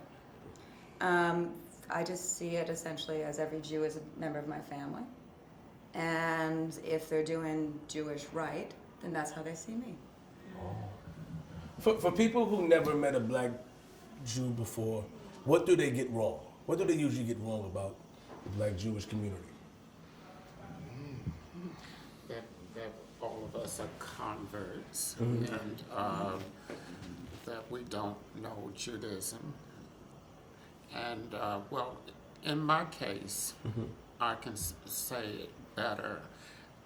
I'm black. I'm Jewish. I'm also deaf. Let's say, for instance, I'm called for an aliyah, an honor to say the blessing over the Torah that's about to be read. And all of a sudden, I experience what is called a pin drop moment. So profound that even a deaf person can hear it. I go up to the bima, and all of a sudden you can see people in your peripherals, because they want to hear, what is he going to say? What is he going to say? And then when I get up there and I say the bracha of the blessing, before the reading and after the reading, then all of a sudden people who have never spoken to you up until that point, maybe they rolled their eyes, maybe they acted as though you weren't there, but after the bracha is said, you hear people saying Yasher Koach, or they're sticking their hands out, because I went up there and represented. Understood. I knew what I had to do. And I don't have to prove anything That part. to anybody That part. at any time. I know what I'm supposed to do. I'm not going up there to make a fool of myself or anybody else. I'm up there to serve Hashem, God. After I say the blessing, I'll shake your hands, even if you haven't shaken my hand before. Okay. Or if you rolled your eyes, because I come from a planet called I Don't Care. I got you. Come from the same planet. And I sit my behind down. I'm here to daven, to pray, and then when it's finished, I go home. There you go. But a lot of us, we get challenged on validating ourselves. Who are you? Why are you here? In some places I hear have been hostile to persons that are black and to persons of color. Fortunately for me, I haven't experienced all of this, but I have heard stories. And so I say, Hashem made you in his image. When you show up in his presence, even if you don't know all the words, even if you don't know what's going on, at least act as though you just get up there and represent. Show some self-respect for yourself as a human being. Understood. And when you do that, it causes people to respect you. And that's all I have to say about that. And Hashem is God. Yeah, it means the name. It literally means the name. Okay. And it's a kind of a placeholder for the name of God. Okay. And I'd just like to make it back off what the ayah was saying. There's always a validation because it doesn't happen in one direction. Like this happens in Jewish races, but then it also happens in black spaces that aren't Jewish. Like, are you really black? You've like been a race traitor. You're trying to be white. You're trying to like do all these things, trying to erase your blackness. It's, you know, we live in both worlds. We're equally both things, and we equally come from the planet I don't care if you either one. But that was my question. I was gonna say, when you guys say you're Jewish, what's the reaction that you get? Because even me, when they said, I said, hold on now, I don't want to go somewhere. I don't want to play around with religion. It's important. I told my team it's important that we validate this, and she did. And so I know how shocked I was, and not just my ignorance. You know, we ignorant. You in your own bubble. We're small people. I could admit my ignorance. You know what I'm saying? But obviously, I see it's true. So, like, what's the reaction do you get when you say, "I'm a black Jewish person"? I remember I saw a family on Oprah years ago. Right? Yes. That was like the one episode of Frazier. Don't do that.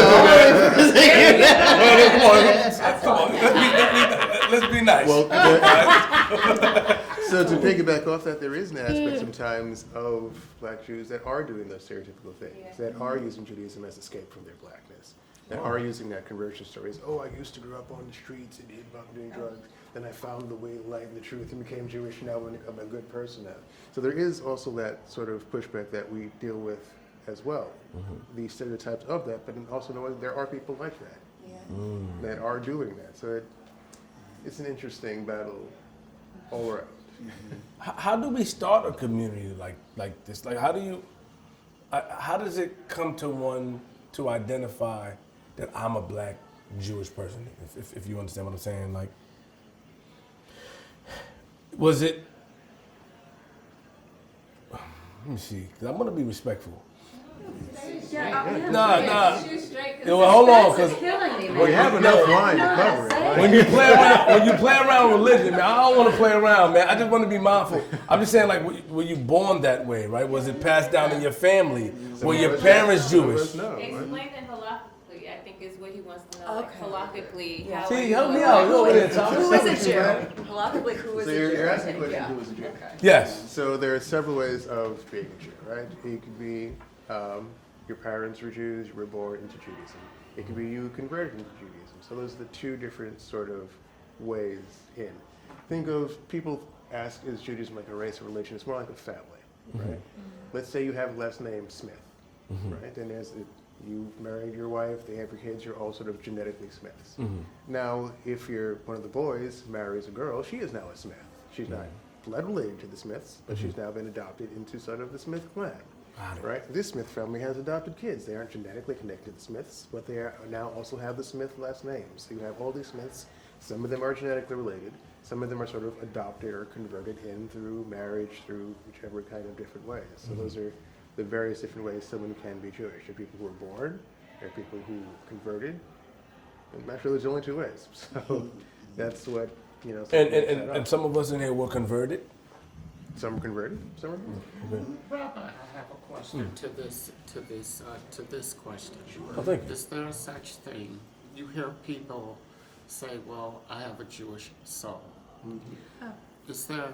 What do you say to that? So that is a sort of Kabbalistic concept that goes to what you were saying earlier. We were all here at Sinai. Yeah. So there is this concept that at Mount Sinai, at the giving of the Ten Commandments, anyone who's ever going to be a Jew was there at the same time, receiving those 10 commandments at the same time. And sometimes in cases of conversion, it said, well, that person had a Jewish soul, I guess weren't born to a Jewish body, and so now they're making the two sort of match.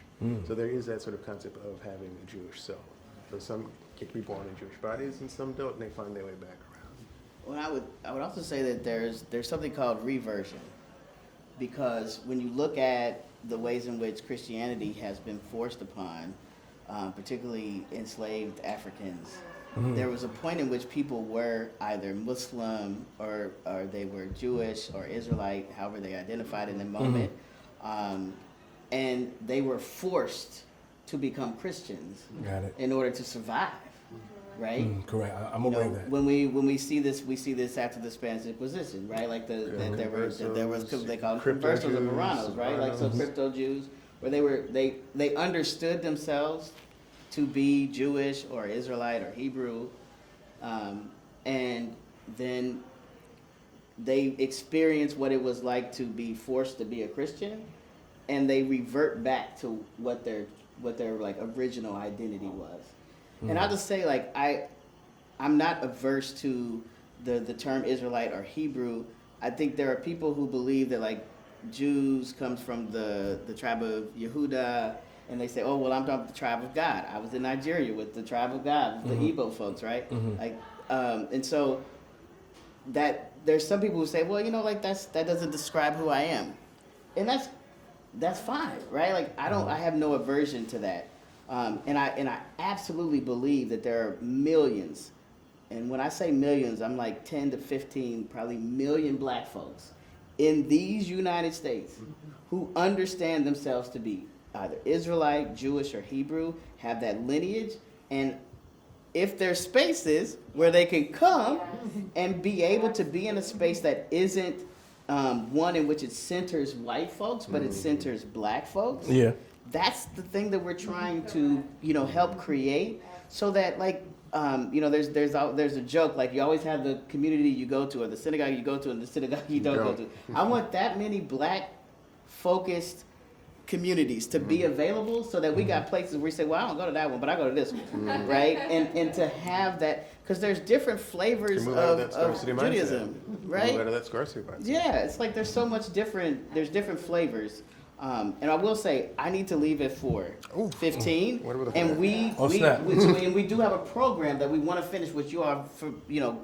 We do want to go through the Seder. Gotcha. Snap. And so we want to finish that so that so that our people who did come for that can get that. And we'll talk after.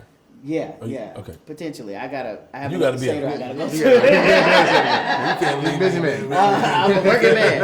All right, but I want you all to stay for that, because I want you all to see kind of what happens when we get together and, like, we have conversations, and it isn't just about one thing. Like, we can have conversations we had earlier about, like, how we're finding ourselves in the story, and, like, what does it mean to be doing this ritual in every generation? Because in every generation we got something up against us, right? We up against stuff, right? So why don't we go through the Seder? We all have our Haggadot that we have, and, like, let's go through. I want to make sure that if folks are, like, having questions, we just, like, want to go through it, and, like, what? No, it's not mine. Because we have the order. We have more than enough Haggadot for everyone around. If anyone wants one or needs one. And then I do want y'all to, like, focus in on that Seder plate right there, which is the African American Seder plate that was that has been described here by his cousin Michael Twitty, who's a black Orthodox Jew. He is the first African American James Beard Award. I see something called whole cake. Right. Okay. All right. So you keep holding on. Stay with that. Okay. Keep holding on. Come on, man. I don't know what that. Yeah. Thank you for enriching our experience Yes. today. I really appreciate Oh, no your problem. presence. I'm here. I'm here to listen. I'm here to learn. All right. So let's start at the. Oh. Go ahead. No, I'll give the information. I don't have business cards, but this is going to be on my YouTube channel, QUEENZFLIP. With a Z, yes. Thank you. No All right, problem. so let's go through the order of the Seder so that we can go through, and then if you all have any questions about each part, particularly if you want to, enrich your Seder this year, let's go through. Let's start us off. Well, I'll start us off that it has 15 parts. And why does it have 15 parts? Because we have 5 minutes, all we need. So it's 15 parts, and why is that significant? Because 15 is the gematria of one of Hashem's names, which Rabbi Kosch has been saying repeatedly throughout this event, the name Yah, which is sort of the shortened version of the tetragrammaton, the Yud Kei Vav Kei name that we use Hashem in place of. Because, again, there's this eternal presence here in this Seder that we're acknowledging. This is that presence that took us out. So the Seder is broken down into those 15 parts. I don't do the song, but if you would like to drum us through. Well, but now, all right. You want to play some drums? Yeah. We black. Hey. How do we, if we, you know, in the church, when you, Magid Ratza, Moti Matza, Maror Chorek Shulchan Oret Tzavon Mare Alel Nitza. All right, we could keep doing that, but we're not. we were not going to do that. I was telling Rabbi Shays that it was a Seder that was absurd. We like did that before every part, and then we would start, and we would stop at each part. And I was like, people was like, if you do that one more time. Cut it out. All right, so we start with sanctification, right? Mm-hmm. With Kiddush, where we. Well, you want to talk about the kind of the mystical parts of bringing the Shekhinah. I'm going to go a slightly different tack. Okay, go ahead. Because the first part of anything that you're going to sanctify is separation, right? We think of Kiddush, we think of it as Kadosh, right? But the root of that actually means separation, right? Think of Kiddushin, which is sort of the betrothal of a marriage. You're separating this woman from the rest of the women that exist to marry her. We think of a Kadesha, a prostitute. She's separated from the rest of morality around her.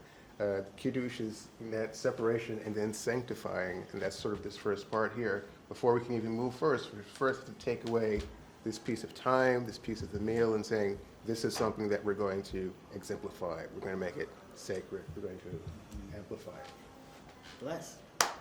That's what we did. Any Got it. questions about the first step? Are we doing the Kiddush or?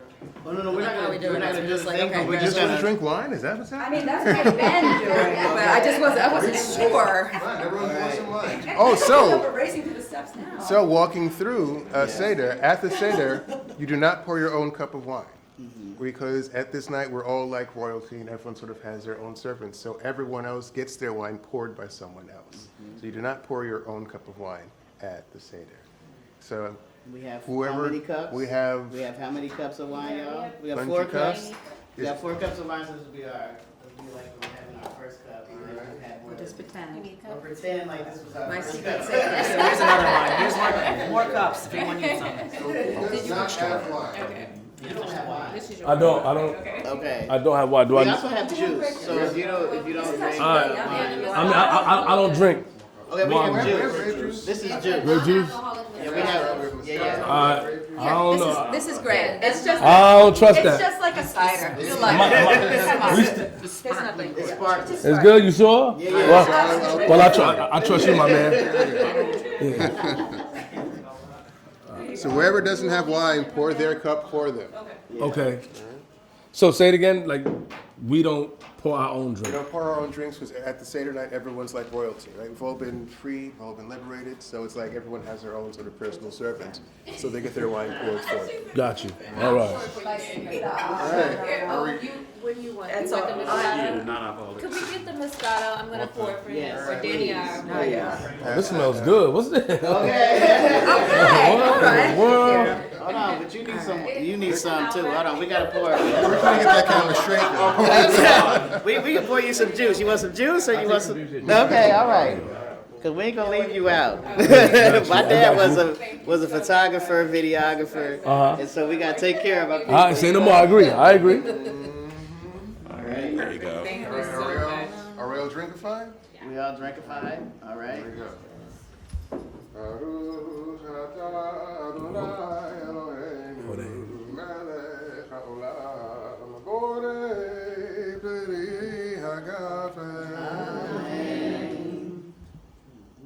Take a sip. That's good. Oh, this is nice. What's this? Hey. It's like a non-alcoholic Moscato. It's a Malvasia. That real. All right. So then we.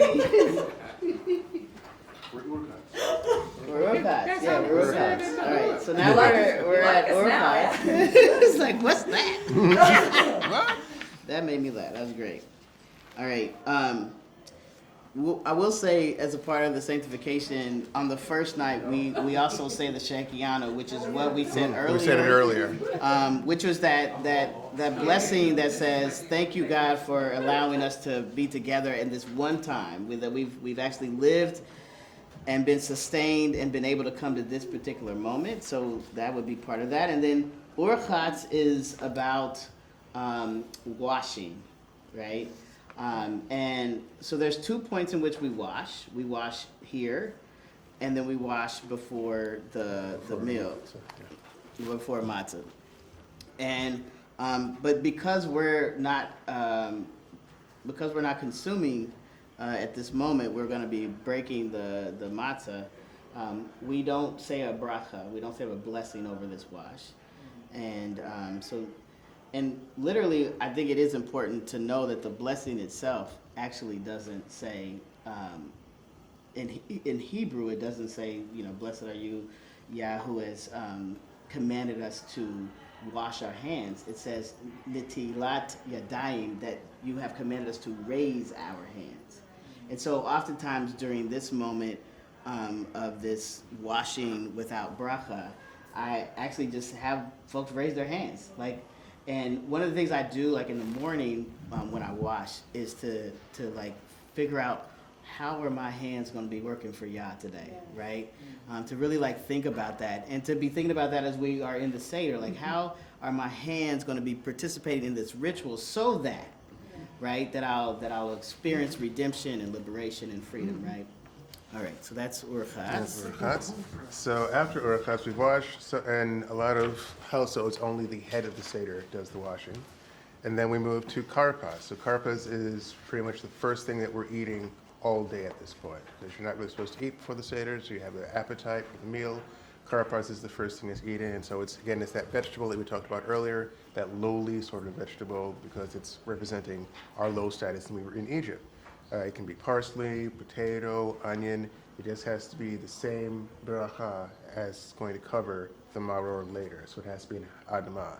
So usually that's known as vegetables, but it can also be fruits, because there are some fruits that are adamah. Strawberries are adamah, because bananas are adamah, because they don't last from year to year, so they don't count as ha'etz. So after Karpas, what happens? We go over to Yachatz. Banana in the salt water, though, yes. It would be very hard to dip the banana. A choice. It would be a choice. Yes. Right. So we're dipping that Karpas, we're dipping that green vegetable into something that's salty, sour. Bitter. It's representing bitter, the tears, yeah. our tears in Egypt. So Sephardim do sometimes vinegar or lemon juice. Ashkenazim tend to do salt water because they don't have anything that exotic. And that's what it's sort of, again, representing. All right, then we do Yachatz, which is the breaking of that middle matzah. And yeah, there's not a whole lot to say about I mean, the middle I matzah. can post What do you have in your Haggadah? Okay. So what Yachatz is sort of the precursor to the Seder, because it's the precursor to the Passover experience. Because it's predicated on the break between Yosef and his brothers. So if that break didn't happen, that Yachatz would have never ended up in Egypt in the first place. So that's why that Yachatz is sort of here. And so we have two pieces. This is where the Afikomen gets sort of created, where the larger part is hidden away, but the smaller part we eat, because there's always something that we don't see, right? Even now in exile, there's a greater amount of us that we don't know where they are, who they are, or etc. And we'll only get them back, again, at the end of sort of the meal, at the end of the Messianic age, at the end there. So this is also where that Yachatz happens, that larger part that yet to be revealed sort of redemption and revelation. It's also where we say this is the bread of affliction, Yes, right? that's in, is that here or is that in Magid? No, that's Magid. It's Magid. Okay, we're about to say that. We're about to say that. Yeah, the Magid. Which I think is interesting. There's this sense that we're going to, that this is matzah, which actually got used for everything, basically all the sacrifices, the mincha offering, all of the grain offering was made with these, not with these. It was made with matzah, which was more like a pita. Correct. More like what you were eating earlier. This is not that. But this bread of affliction turns into the bread of liberation, right? The bread of freedom. Because remember what we read from Exodus, right? They were eating this meal with their loins girded, their sandals on, and their staff in their hand, right? Okay, this bread was that bread we taking with us, like when my dad had us packed up in that truck going going out of town, right? We had that little, snacks in the back. That was just getting our food to go. But I want to hop in on that matzah thing because, yes, matzah used to originally be soft. It was soft in America up until the mid-1800s. Then you had the Industrial Revolution happens.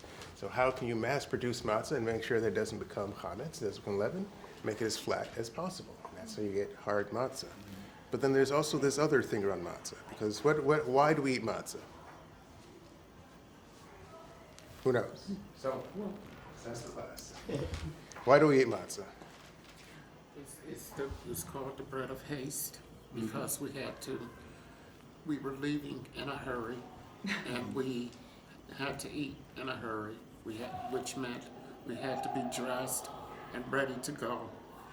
Our forebears put the matzah on their shoulders and their kneading troughs. It didn't even have time to rise, and it became this desert bread.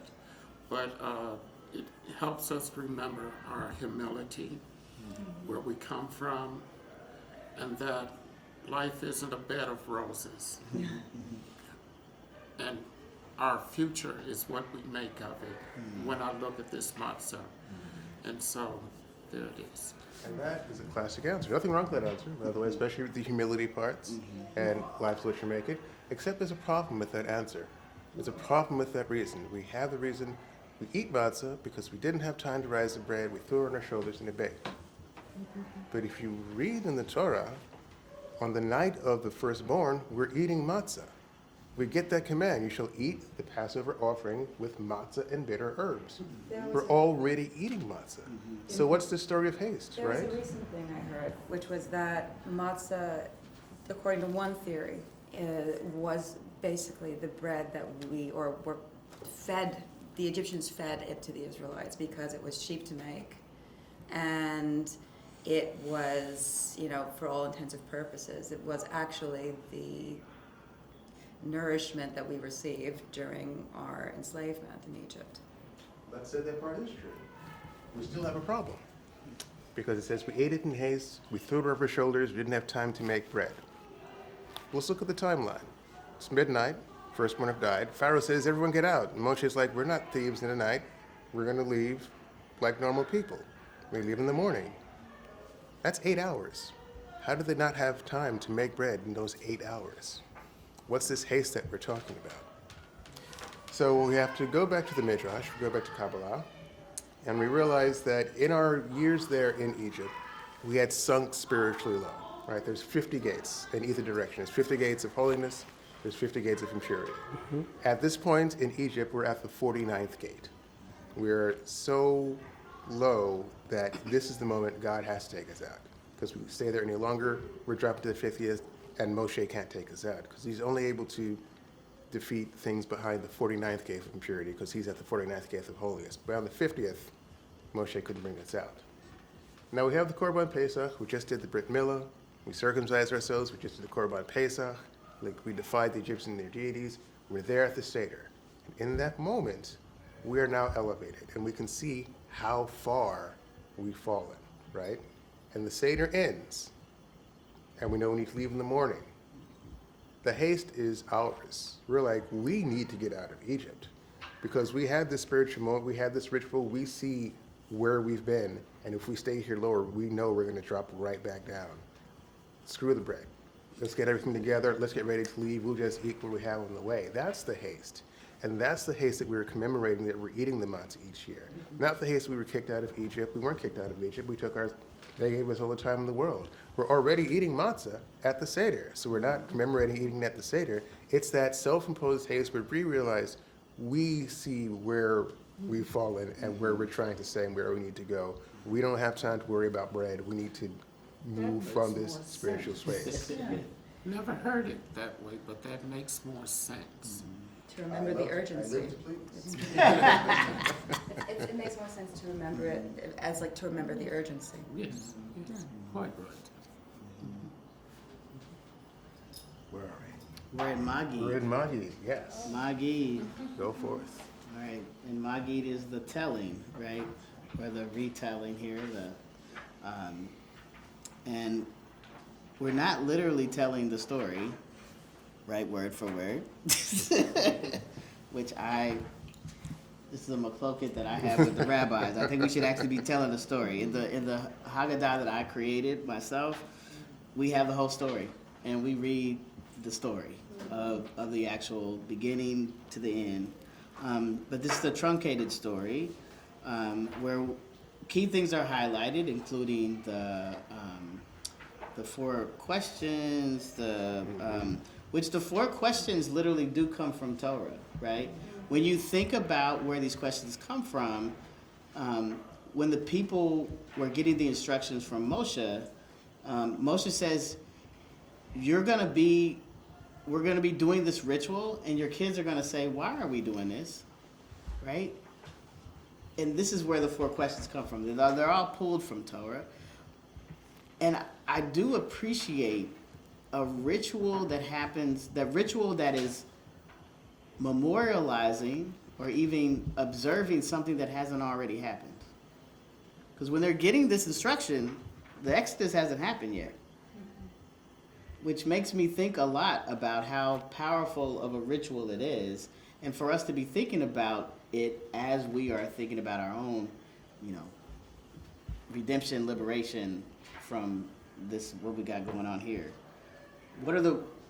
Why wouldn't we be engaged in rituals that actually memorialize our escape from this, our leaving this? So we have the 4 questions, but we also talk about the plagues, right, which we talked about were escalations in tactics against the oppressor, which I think are so we're pulling out things that are important for us to be remembering, not only about that story, but about our own story. Anything else you want to say about I'll hop on the 4 sons there, because we talked about if God hadn't taken us out, we and our children's children would still be slaves. That's the Abadim Hayinu piece.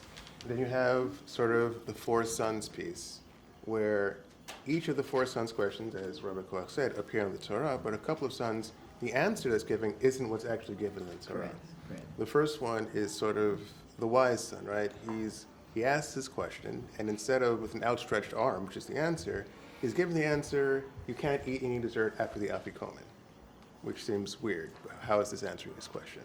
Because he asks something that seems a lot like the wicked son's question, actually, right? The wise son says, what are these testimonies and statutes and laws that the Lord our God has commanded you, right? And the wicked son almost says the same thing. He's like, what is this service to you? Mm-hmm. So the wise son he's spiritual, right?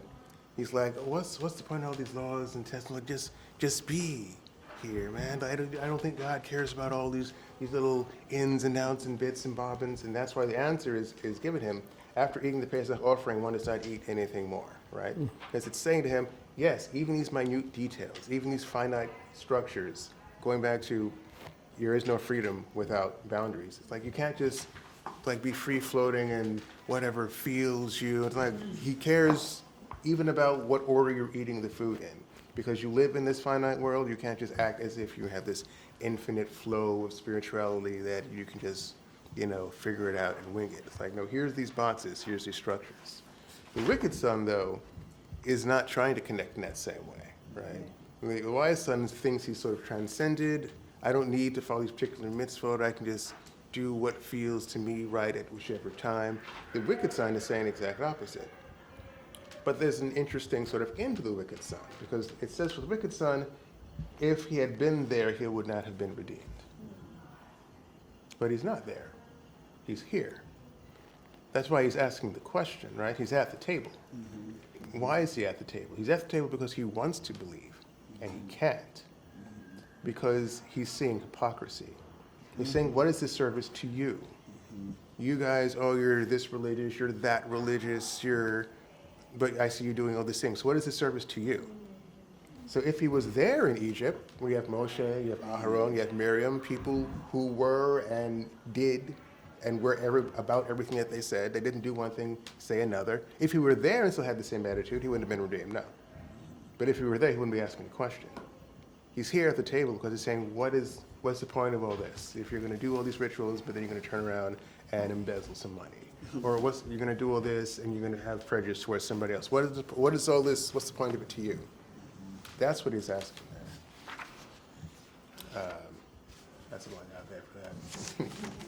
I hope you are finding ways in which to make connections between what's happening here and what's happening in here. Okay? Absolutely. Okay, because the hypocrisy is real, and we're watching it in real time. And to think about not only who this kid is, but who are the people in which this kid is experiencing this hypocrisy, right? How are they watching us interact with what's going on out here? But he still believes enough to show up to the table. But he shows up to the table, right? At the right, table. Right. Exactly. But like the I've thing, just never seen a wicked child in that light. yeah. These are archetypes, right? Right, right. Yeah. But I suppose I've always seen the wicked child as a child that is essentially trying to make a distinction between themselves and their family. A child that's saying, I'm not a part of this. Yeah. And I don't find anything so righteous in him. Well, what is the this he doesn't want to be a part of? That's why he's asking, what is the point of this to you? Think of in religious faith. I grew up Chabad, then I got better. I know. Right? I suppose I can show you see him as... Terrible racial interactions with Chabad families, right? Okay. But there'll be the Rebbe this, they learn the Tanya, learn all the mimers. So I could very easily see a child at those tables saying, what is this What to does you? this mean to you? Oh, I see. And saying, I'm not like you. I'm separating myself from I you. have a very different... but in that case, it's the same thing. But he's still, that's why he's at the table. He believes in the core. He's like, but you guys are warping everything around it. And I'm here because I'm still trying to figure out there's something here. There's something that I value, there's something that's precious to me. You guys doing weird things to it. I gotta ask you, what is it that you're getting that you can still have that core, but then do that? Yeah. I suppose I always saw him a little differently. Well, that's why he's next to the righteous son. Yeah. Because the righteous son is like, no, you both need to learn from each other. You need to come down, and you need to say, hey, bring up. That's why those two are there. Because otherwise it would make sense further. With the poor simple child. I guess I'm the child that just don't know how to ask. Yeah. Well, and we were talking about earlier about, thinking about John Lewis and being that kind of good trouble and agitator, right? Yes. And I feel like this Rasha, this child is actually an agitator. Like, no, I thought we believed this, and I see you doing this. Why? Make it make sense. And I feel that's what the Rasha is trying to say. This child who gets called wicked, that they're really the agitator. Yeah. And oftentimes the agitator does get called wicked. They're the ones who making good trouble. Right. Here we are talking about it, amongst the other black Jews, right? Like, we're agitating. And it's important. It's like when my grandmother, may her memory be a blessing, when she would hear something that wasn't quite right, she would say, no, wait a minute, wait now. You're taking me too fast. Taking me too fast. Let's get a fine-tooth comb and peel through this and analyze this so it can make sense. You probably are telling the truth. Yeah. What you're probably saying is right, but it's not logical at this point because of your presentation, the way you're coming across. And you have other people on other levels that have to be brought up to this understanding. Yeah. And it can't just be from your point of view because you said so. Right. So, yes. Fine tooth combing right here. Yeah, we're at Raksa, the real washing. So this is the washing that actually has, you know, the full bracha. Everybody at the table washes, because now we're about to move into the matzah portion. And that's all that one is, really, just washing your hands. There's many different ways that people have come to wash their hands. That's true. We could talk a little bit about that. I mean, 1, 2, 3, the 1, 2, 3. you're right. The backwards. There's a ritual. There's a ritual to the washing hands. Right? Hey. Use a little jazz hands. I've seen in the, you know, we talked a little bit about this. There's two different sidurim that I've recently come in contact with. One was the one from the chief rabbi of Africa. Oh, should I? Really? And then there was this one. What was the other one? That was the blue one that I was telling you about. I can't think of it. But it was the one for the West African diaspora. Yeah. Israel. And so the one from the chief rabbi of Africa, like there's actually 40 pores. So like there's 10 on one hand, there's 10 on the other, there's 10, I think, back and forth. So they have the potatoes. So and then you, so it's like 40 different pores. But like there is this. I think it is interesting, but also important to understand that there isn't just one way. That there's many different ways of us like paying attention, one, to what we're doing, and also why we're doing it. There's a very mystical reason why there's 40, of course. All right, then we do motzi matzah. You want to talk about that a little bit? I mean, it's just saying hamotzi on the matzah. You're eating your first just matzah portion, just eat. The second one is to get the slices for your maror razor sandwich. Because again, matzah used to be soft. It wasn't this shard death sandwich of horseradish and lettuce wrapped in there. Yeah, that's not what Rabbi Akiva was chowing out of. He had like a very dense laffa-like bread and wrapped it into like a burrito type thing. Mm-hmm. So that's what it's hard to make a sandwich out of cardboard. Yeah, you know what I mean? It's ridiculous. Then we have maror, which is the bitter herb. We talked a little bit about, you know, this bitter herb being more like... It was a lettuce that had a sap that is indigenous to, or was indigenous to Levant era. It's kind of extinct now. But there's still sort of bitter herbs. That's why you see like romaine lettuce or endives or collard greens that have that bitterness, as opposed to things that have sharpness, like horseradish or even the hot peppers that are even there on that Seder plate. It's about having really bitterness. Because again, the time in Egypt was bitter. That's what we're sort of commemorating there with that particular food. And then Korach is wrap it on the up sandwich, into that sandwich, and just where we have roasted and then the maror with the pita, which you could make a sandwich with that. And then Shulchan Aruch.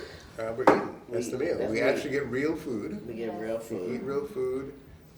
So I guess a little point of order. Between the first and second and the second and third cups, you can drink extra cups of wine, extra cups of whatever liquid, extra cups of whatever, not material.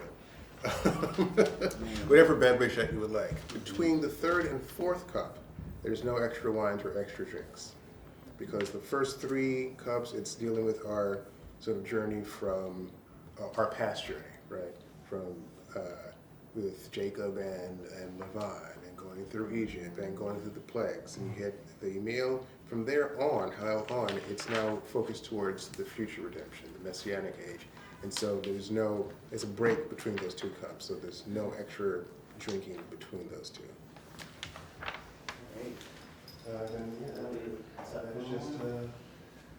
Tzafun is tzafun. What is hidden? Because now we bring back the afikomen. Because we're moving towards that future piece. First, you have to find it. Mm-hmm. If you've hidden it, which means you probably have children. That's right. If you didn't hide it, that means you're a grown-ass adult. You don't feel like searching around the house. So you bring it back. You break it up. The afikomen at this point represents the korban pesach. So that's why, after eating this, another reason why there's no more drinks between that time. Because you eat the afikomen, that should be the last taste in your mouth. outside of that last cup of wine. You're trying to eat the afikomen before halachic midnight, which is not 12 midnight. Halachic midnight is the actual midpoint of the day. This year it's like 1 something maybe. 1:12. Y'all gonna be up? 1 something like that. So just hit the afikomen before then. After that, we bless. We We bless. bless them. We bless because we've eaten. we got the food, the benching. Ve'achata ve'savata uvracha. We say we uvarachta. We've eaten. We are satiated, And we shall bless. and then we bless, which is why we bless after the meal, and not just before. The before is not Torah. Yeah, so before it was rabbinical, the actual Torah Jewish obligation Is to bless after you eat. finish eating. So we barech, and then we have Hallel, and that's where we have the verses of praise. It was interesting the other day. Eliyahu. Yeah. Before, Oh, right.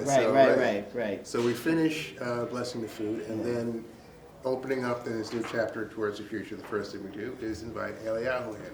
Why do we invite Eliyahu in? Because in Jewish tradition, Eliyahu is the one who sort of heralds Mashiach. So we open up the door symbolically because Eliyahu is there.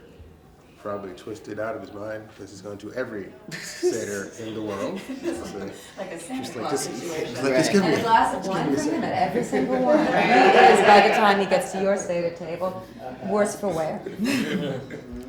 So we have that sort of piece, and then we sort of close that with him and move into the Hallel portion, which again is praising Hashem and moving again towards that optimism, towards that future view. And then Nirtzah. And then Nirtzah, which is the end. That's, Bye-bye. you know, next year in your shrine. Yeah. This is the most beautiful city. Isn't it? Oh, yeah, please.